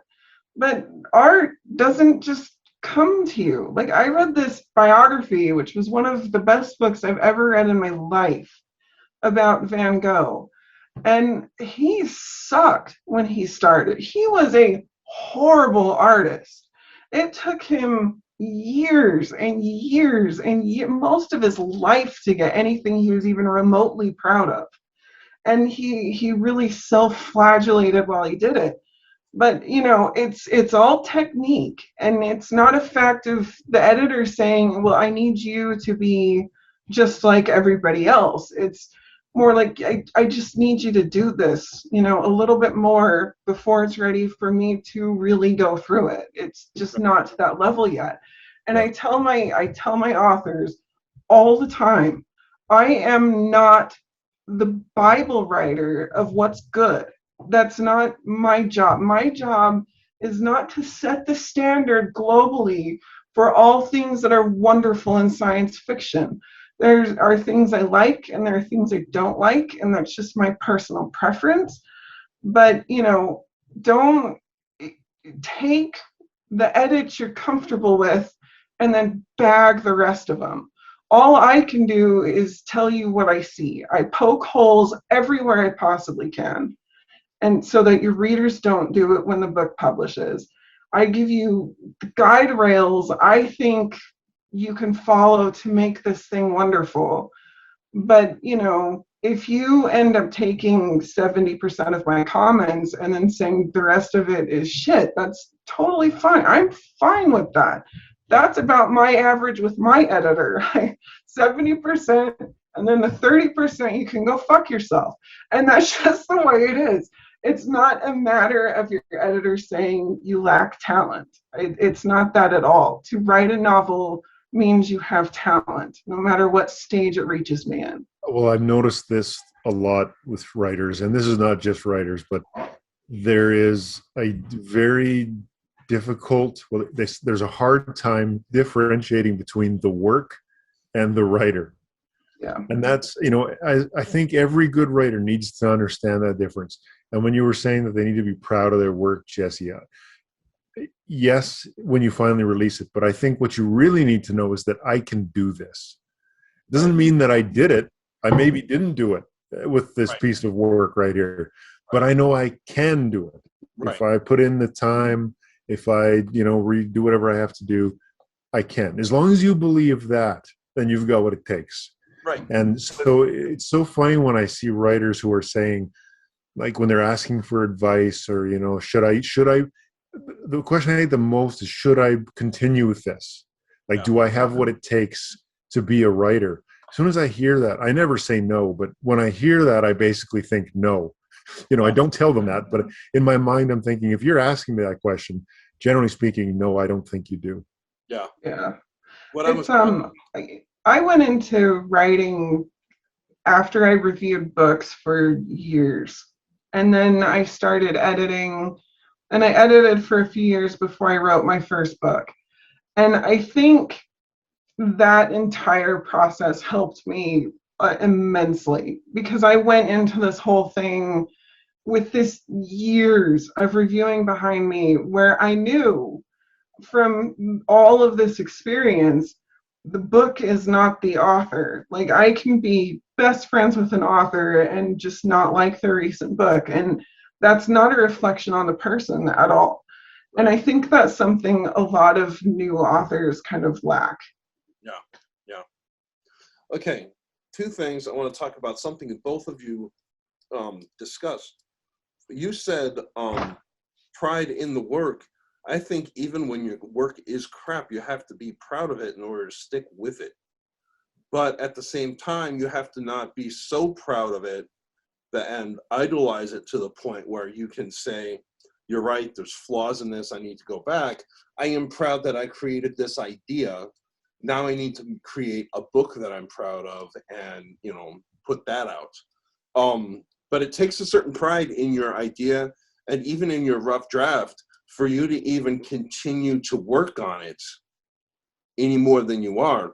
Not so much pride that you're ready to throw it out in front of people, but pride enough in it that you're like, okay, I'm committed to this story because I'm so proud of what this story is doing and telling and stuff like that. Yeah, I get what you're saying. It's sort of like, if you've got the right theme figured out and you want to explore that to the end.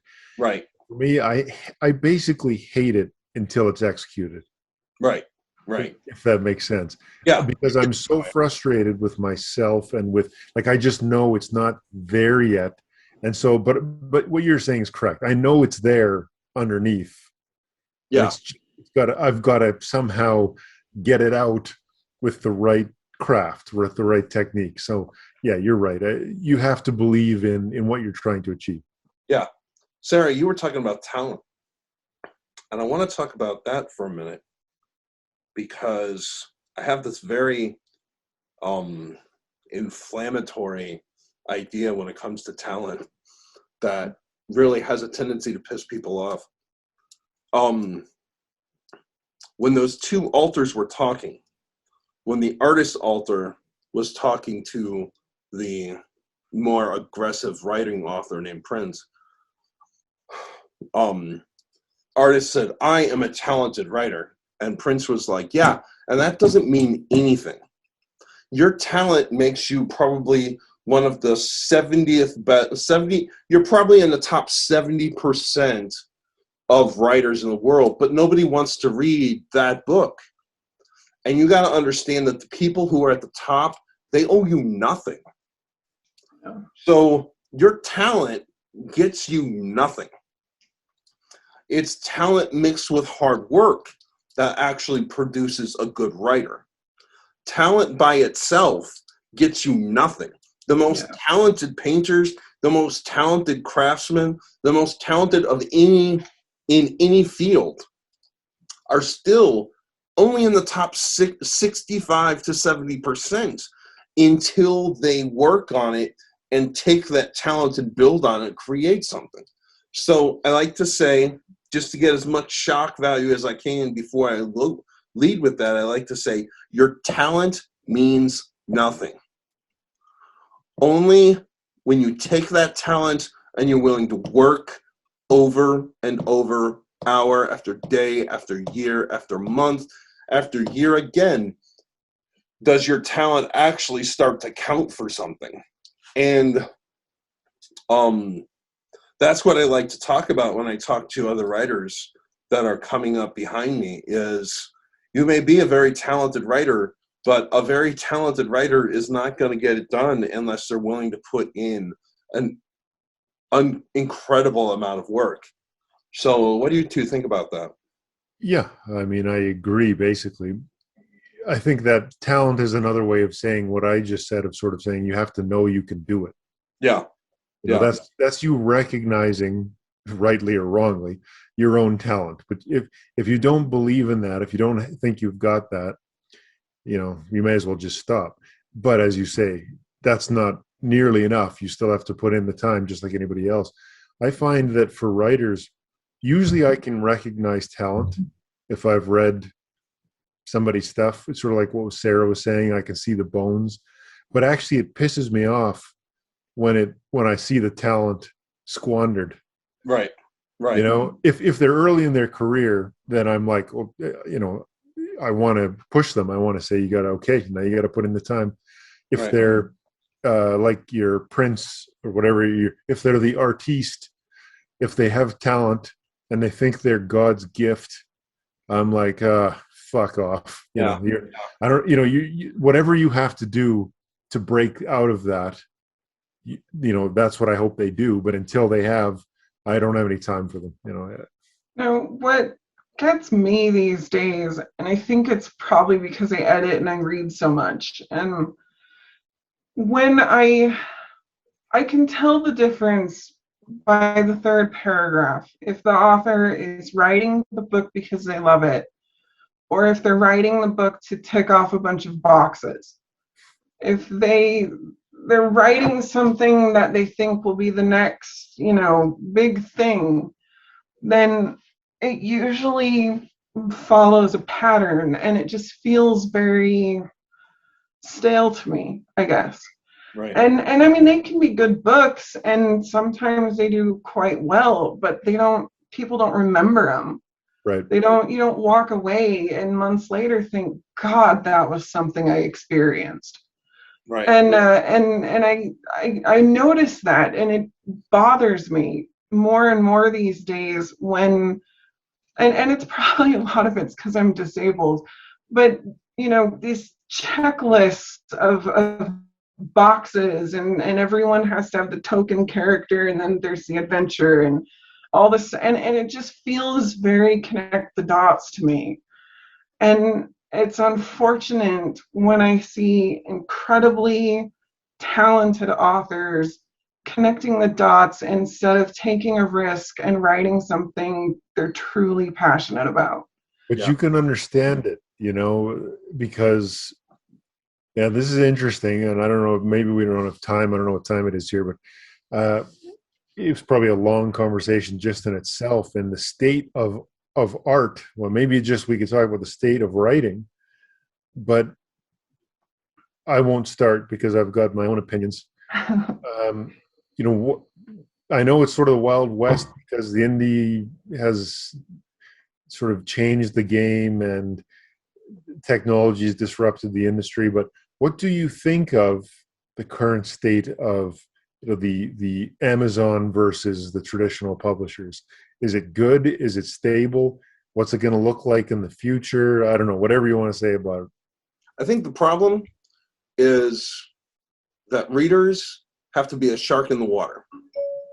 So they say that a shark can smell one drop of water in like a square mile of, he can just, one drop of blood in a square mile, that shark can smell it. And a reader who's stepping into the indie publishing world has to be able to do the same thing. They have to be able to smell one drop of blood or one great novel in an ocean of over 1 million books that are just trash. You know what I'm saying? That's the thing. We have to train readers to be sharks in waters. And if they can't detect where a good book is and what a good book is and where to find it, then they're not going to find a good writer or reader. Why can't they detect it? They can't find it through the search algorithms and the search functions, or they can't find it because they can't tell when they've read it that it's actually a gold. No, like they can't connect with the book. They can't ever even hear of the book. Right. You know, like if there's a fantastic book out there, and I know you guys have all read one, there's a fantastic book out there that's getting no press, that nobody's talking about, and everybody should be reading. Getting the reader to that book is really difficult. So we If need they don't better. know how to listen, who to listen to, and they don't know who to trust. And like you can have a person that's really into the whole idea of indie and wants to support it, so they pick out 20 indie books and they read all 20 of them, and they're all trash, and so they're like, indie books are just trash, So, but is that the to- reader's problem? I mean, don't we? So, do we need better curation? Don't we need better So software? I have opinions. Okay, I bet you're shocked. that's what I asked for. So I kind of come at this from a few perspectives. I'm a book reviewer, I'm an editor, and I'm an author. On the book reviewer side, what frustrates me is when I see a whole bunch of really big blogs all reading the same exact thing. For example, and for the love of God, whoever watches this, let me get a head start before you throw things. But, everybody's read Malazan already, Steven Erickson's stuff. He's like my favorite author ever. But we don't need to rehash it. It's been done. Everybody knows it. He's fantastic. He's a tower of wonderfulness. It's great. I seriously love that series. It's one of my favorites, but we don't need to talk about it again. So I keep seeing these like Wheel of Time or George R. R. Martin rereads or, Malazan rereads. And I'm glad people are reading and I'm glad the passion is there. But for the love of Christ, turn off the path and try something else. Right. There's other stuff out there that's just as good that could use that attention. We've done it already. It's been discussed. Move on. So I think part of the problem is that. But when I was a book reviewer, one of the reasons I stopped reviewing so much was because I had so many arcs coming to me from publishers that it was impossible for me to read anything else, because I felt obligated to this stack. And I would get, I'm talking like 40 a week, just an insane amount. And it's just this stack that you can't work through. And I'd go to the library and I'd think, I really want to read some of this stuff, but I can't because I have all this work at home. Right. And so I think part of it is reviewers just get flooded. And they get overwhelmed and they promise things but can't follow through because they forget or something happens or the next big book comes through or let's do a Malazan reread or something. So I think a lot of stuff gets buried just through that process. Yeah. And that's unfortunate. And because of that, recently I've decided to reopen my website for reviews. But I'm specifically focusing on indie because I just don't see very many people taking that risk. And I'm hoping maybe through some small way, I can not only raise visibility for some of these authors. Like today I put out a tweet, if you have less than 100 reviews on Amazon and you're on Kindle Unlimited because I have a subscription, and you write science fiction or fantasy, please let me know because I want to give you priority on my website. And I just don't see a lot of reviewers taking that risk. Yeah. On the what? Sorry. Good. on the publishing side of it, I think big box publishers are doing better. I think and I come at this argument from a place of being a disabled person who writes books about disabled people who are or chronically ill people. I had a book pitched to a bunch of people and it got turned down for a whole lot of reasons, but I got a lot of people didn't want a book that had a disabled protagonist.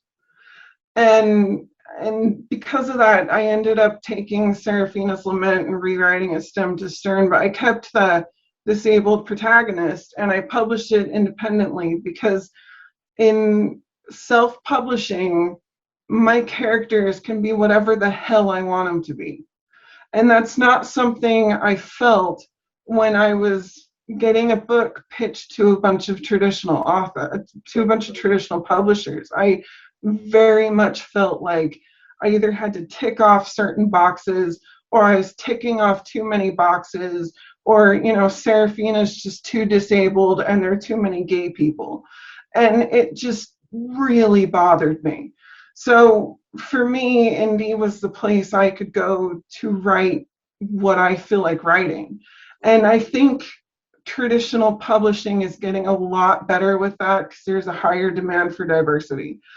But I think sometimes what I'm seeing is such a demand for diversity that some books are releasing tokenized characters instead of real ones. I was about to say it's almost flipped, hasn't it? Yep. Yeah. And that's a problem. And that's something I think traditional and indie are going to have to reconcile someday. But the truth of the matter is, when I talk to self-published authors, like today, I was in a conversation with a few of them, and every last one of them said, I decided to go self-publishing. I know I'm not going to make as much money, and I know I'm not going to be as visible, but at least this way I can write the story I want to write. And that's just something a lot of people don't feel in the other venue. And I don't know how it's going to shake out. Yeah. But I do think there will have to be a reckoning. And it'll have to balance out someday. I'm not sure how it will, but anyway, that's my spiel. Yeah, I had a similar thing. Like, I've figured out that traditional publishing can't really agree to me. Like, my work, I've mixed things and blended things with different series so much, and like, you separate them and put them together, that you can't really tell me to take a section out of my book. The best example I have is there's this scene in the book Chased at the very end. The heroes are about to leave. Heroes is it's not really the term. The main characters are about to leave the book, the city. And one of them is this very sinister woman, and she's talking to this little girl. And she says, don't ever trust men. And she gives her a stiletto. And she says, and when you get older, come find me. And then she leaves. And my editor was like, this has nothing to do with this book. This is just a waste of time. Get this out of here. This has got to go. And I realized that, like, I can't let them tell me that, because that destroys the whole idea behind the next book that I write. When people tell me, when they get to Hemlock, and they're like, it mentions the Madness Wars. What is the Madness Wars? If you're not going to tell us what the Madness Wars is, then we don't need this in this book. This series is called The Manhunters. And I'm like, well, the Madness Wars is coming out in about 2 years, and it'll be done by 4. And then you will see why this is important. But I can't get rid of this, and I can't let a traditional publisher say, you can't talk about the Madness Wars because nobody knows what that is. Do you know what I'm saying? So I was thinking, like, if I got a traditionally published book, I have to be able to say, okay, I can't ever pitch you a series. You have to just publish everything I do.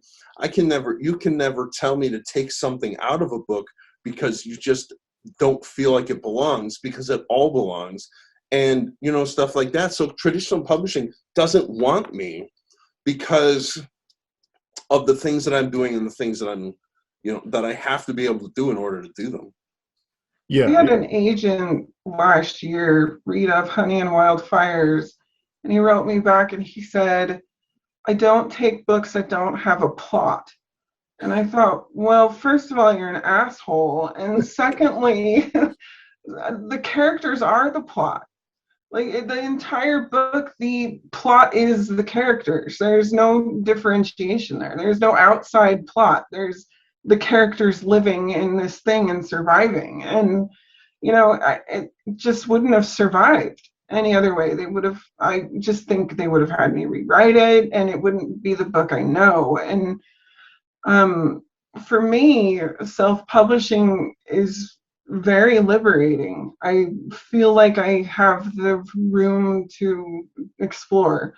But I also think it's right because I'm disabled, I have health problems, and I can't keep deadlines like a traditional publisher would require. And that's also a huge consideration for me. And, there's a lot of things behind it. But at the end of the day, I'm never going to be a household name. I'm never, ever, ever going to sell as many books as Dragon Mage. I just never will. I will edit the hell out of Dragon Mage, but I will never sell as many books as she has. And that's something that I've decided I'm okay with. And some authors aren't, and that's fine. I work with authors all the time who get books published, and they have me edit, and then they go and find an agent, and it ends up published in some traditional house. And I mean, that's great if it works for you.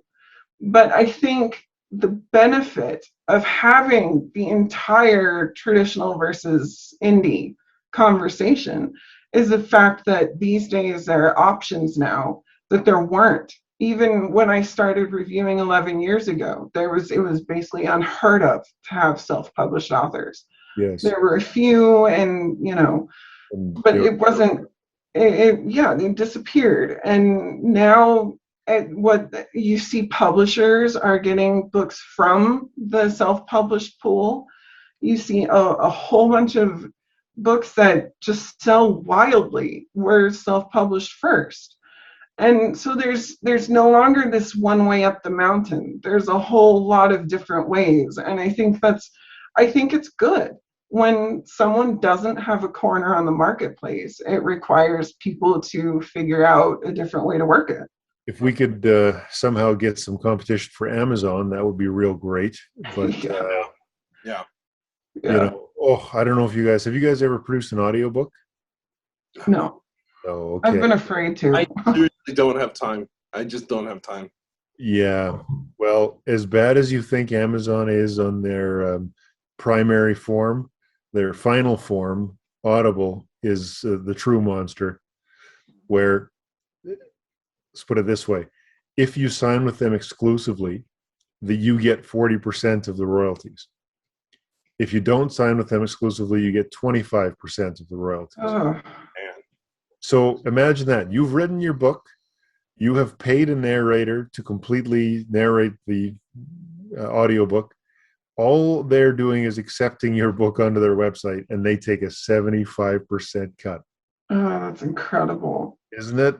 So it's a real problem. Yeah. That's terrible. They've got you over a barrel. Yeah. So anyway, thanks for the comments. I don't really have much to say about it.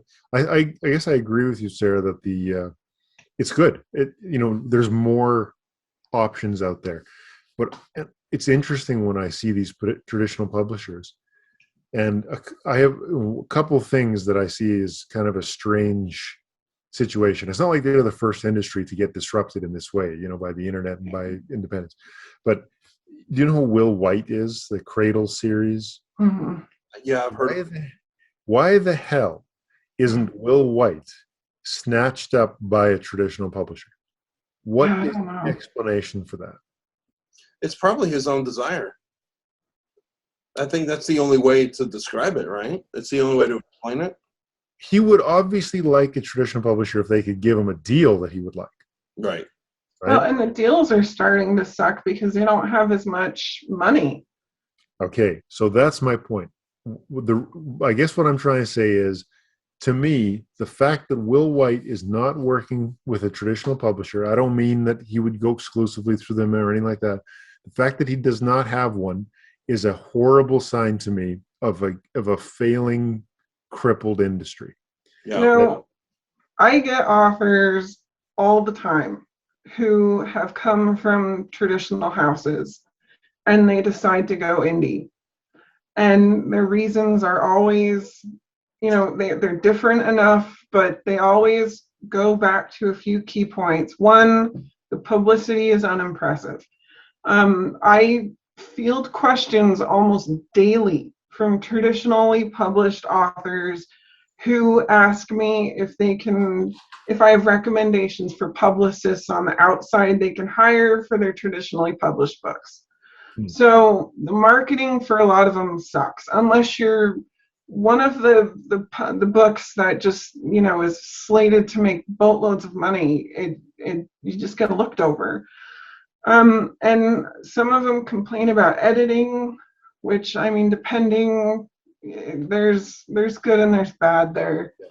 But a lot of them just want the freedom to be able to do what they want. And one of them hired me recently. I signed a contract with her, and she said, I'm not going to sell as many books this way, but I'm going to take home more money in pocket doing it this way than I would from doing it traditionally.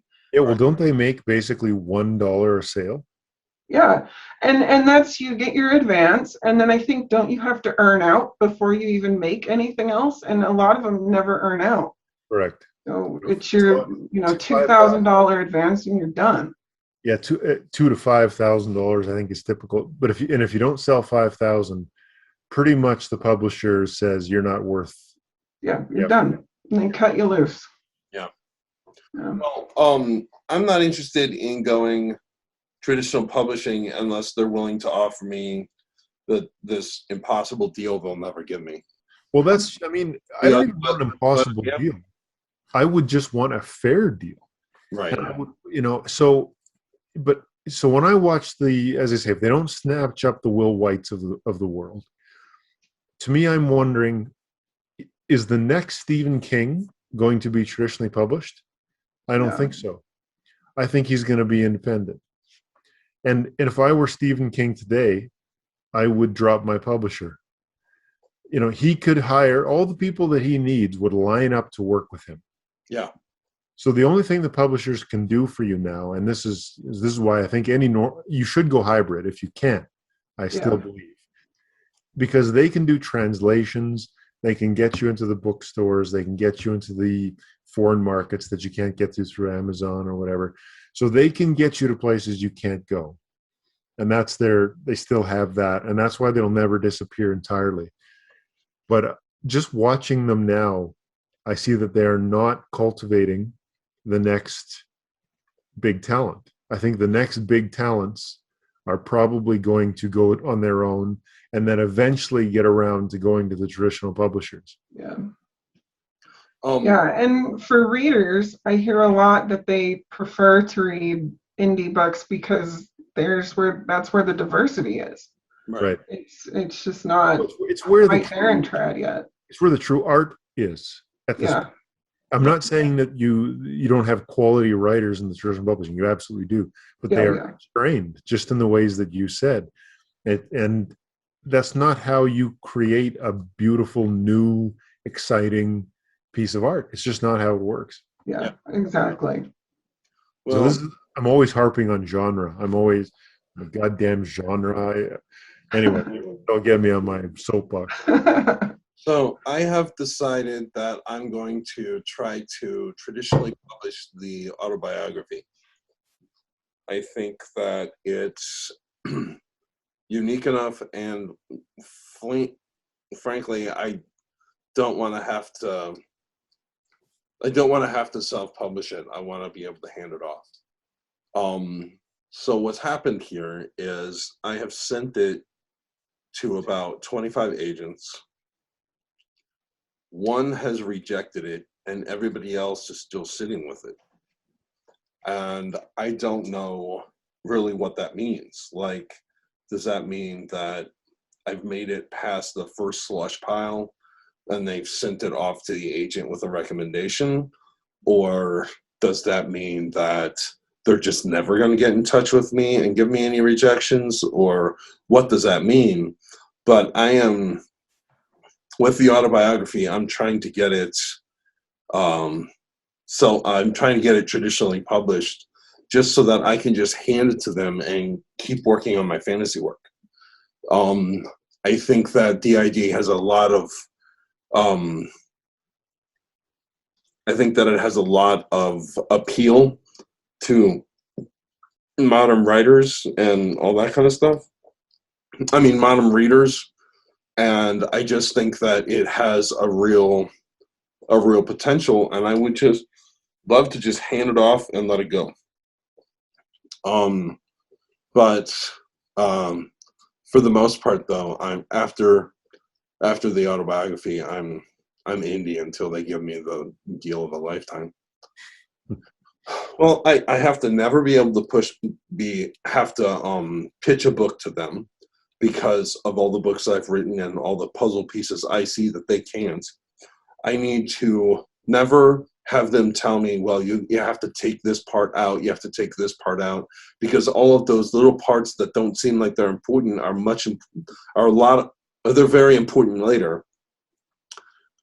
They have to publish at a schedule that is at least 2 a year, because otherwise I'll die way before all of my books have been published.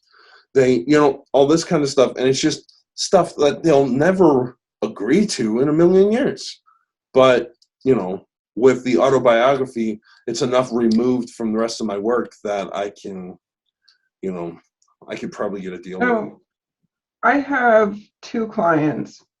One of them works in Big 5 contract stuff, and one of them is a lawyer who does contract stuff for authors who get Big 5 deals. And neither one of them have gone Big 5 with their books. They didn't want to. They didn't even try. So that tells me a lot. That is interesting. Yeah. Yeah. All right. I'm cutting it here. All right. You two are amazing to talk to. I admire you both, and I'm so glad that you were able to come on to my little show. Tell me that you'll come back someday when I jerk on a chain. Tell me that you'll come back and talk to us again sometime. Just get the other end for my wife. Yeah. Okay. Right. All right. Thank you so much for coming and for the fascinating conversation. And I will talk to you both very soon. Yeah. Thanks a lot. Yeah, thank Pleasure. you. Nice to meet you officially, Sarah. Yeah, it was nice to meet you too. All right. Bye, Have a guys. good night. Okay. So there you go. When you put Sarah Chorn and Richard Nell in a room together, it's a thing to watch. And we got a little bit of ML Spencer. I'm thinking about going back into my autobiography and changing her name from the Alchemist to the Squirrel. Just a thought. Leave in the comments whether you think that's a reasonable fate for her or not. Okay.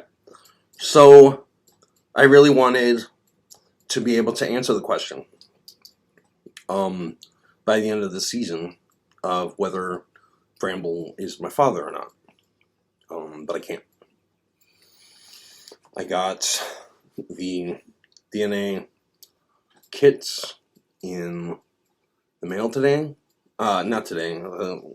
This last week. From Ancestry.com and 23andMe. I got the kits.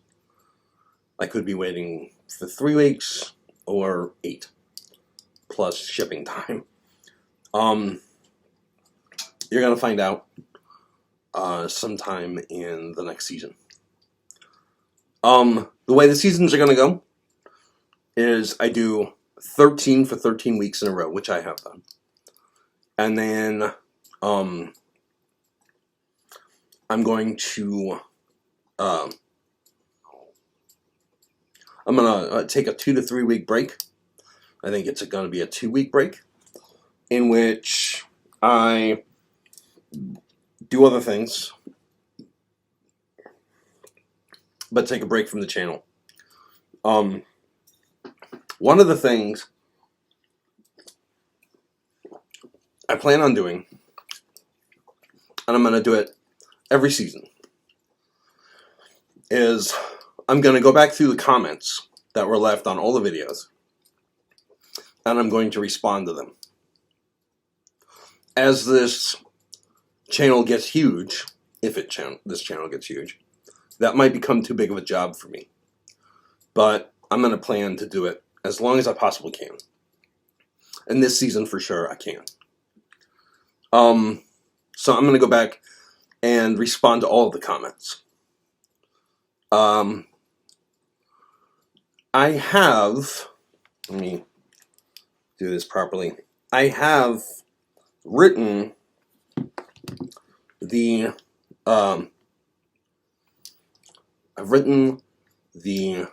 song for this next season. Every season, well, when you turn this on, you get a bass line. It goes all the way through the introduction, the opening panel, and the video that I have that I show a 30-minute video in front of everything.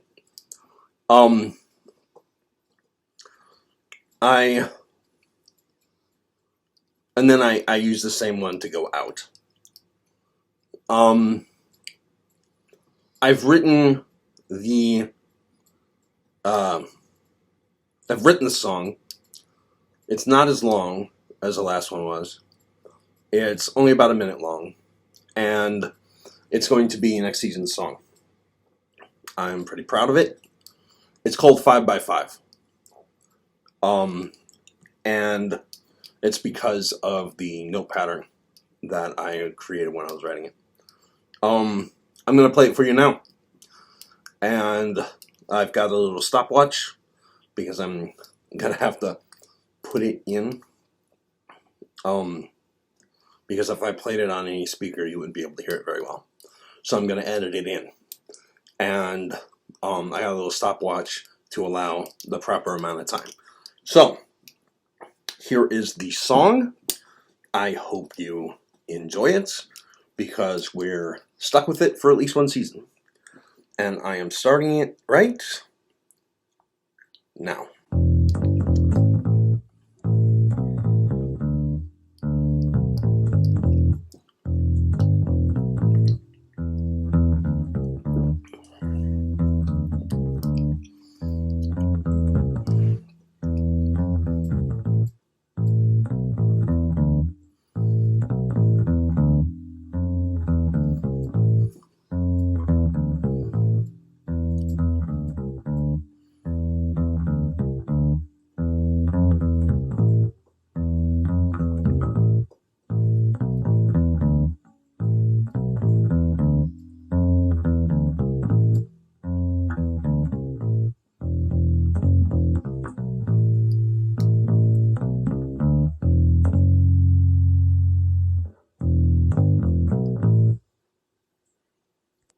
Okay, so that was next season's song.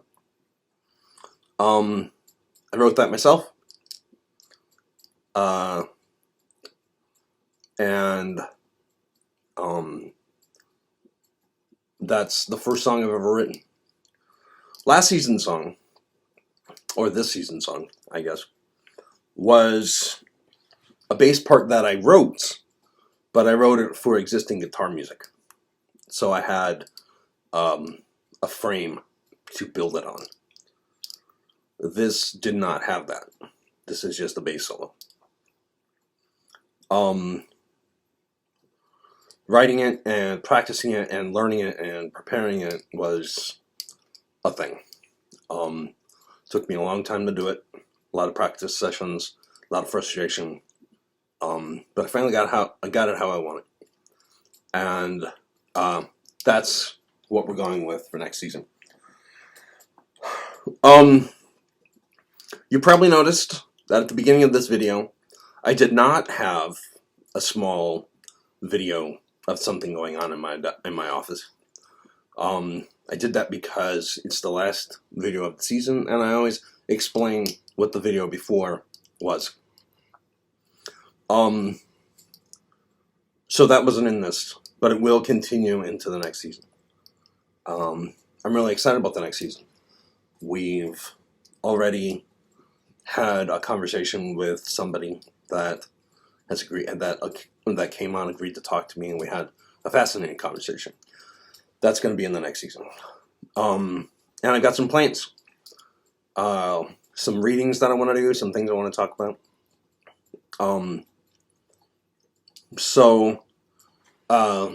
Yeah, so there's that. The last thing I want to talk about today is the direction my blog is going. I've done it twice now, and I think that it's a format that really works.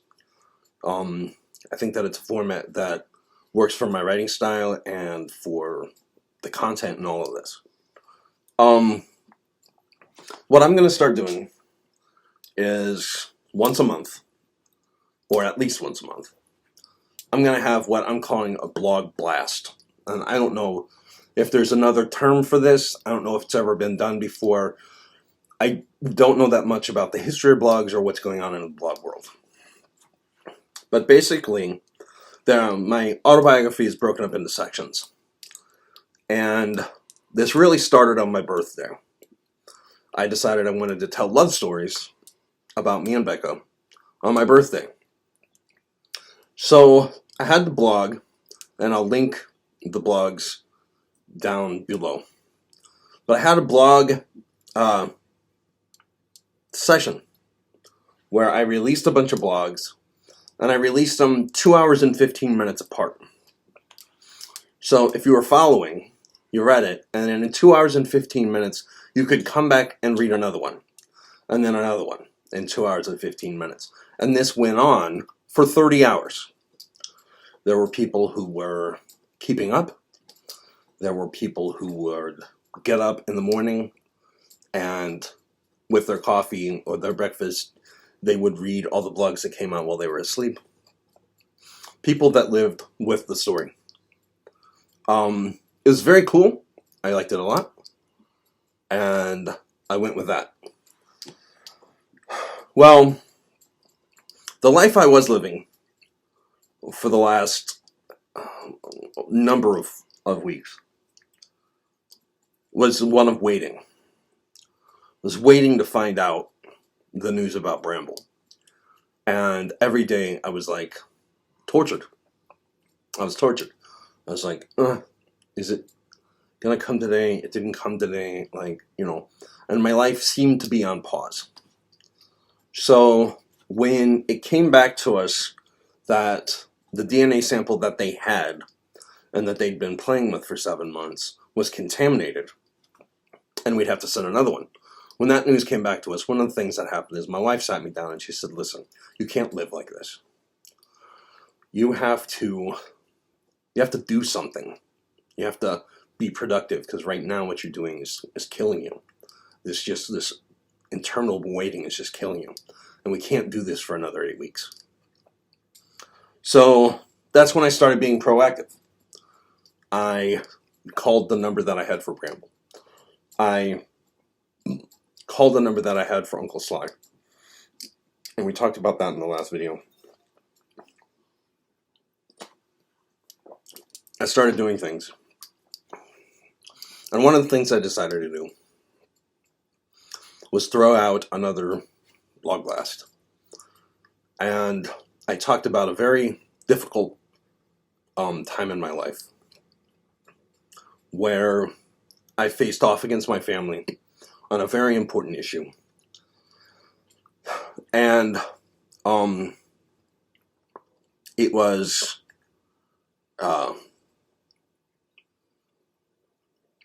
basically a time when I lost everything. School, home, Becca, my entire family, my mind, my work, everything. I lost everything. And was just kind of dropped. I was basically homeless, sleeping on some guy's couch. When the whole thing ended. It went from one of the greater moments of my life to instant destruction. and was a fight that cost me everything, that I do not regret. I would instantly do it again the moment I was asked to, the moment the situation came up again. If I could go back to that guy that did that thing and started that war and tell him everything that came after, we would make the call again together. So I did that, and I'm going to link that in the comments, in the description as well. So that's what I'm going to be doing now. About once a month, I'm going to send out a blog blast, and it'll be probably between 10 and 30 blogs that tell about the stories from my autobiography in certain increments. During the one we just left off with, Guardian's War, it was once every 2.5 hours. So it was once every 2.5 hours for 52 hours. So, you know, that was the thing. That's what we did. So I'm going to start doing more of that. I've got some ideas of sections I can take out of my autobiography and throw out to people so that they can read them and get an idea of what's going on in there. Anyway, that's our show for the day, and that is also our show for the season. I will see you guys in a couple weeks, and we'll do this again. Thank you to the Cannibal Richard Nell, to the Druid Sarah Chorn, and to the Alchemist ML Spencer and her Squirrel. Thank you for coming and watching what we have and what we had to say, and I hope you found it interesting. I hope you found the season interesting, and I will be upgrading from the system that I have now into better video quality and audio quality, and I'm going to try to make this show more accessible and more enjoyable. Anyway, thank you for coming. Do all the things, and I'll see you in a couple weeks.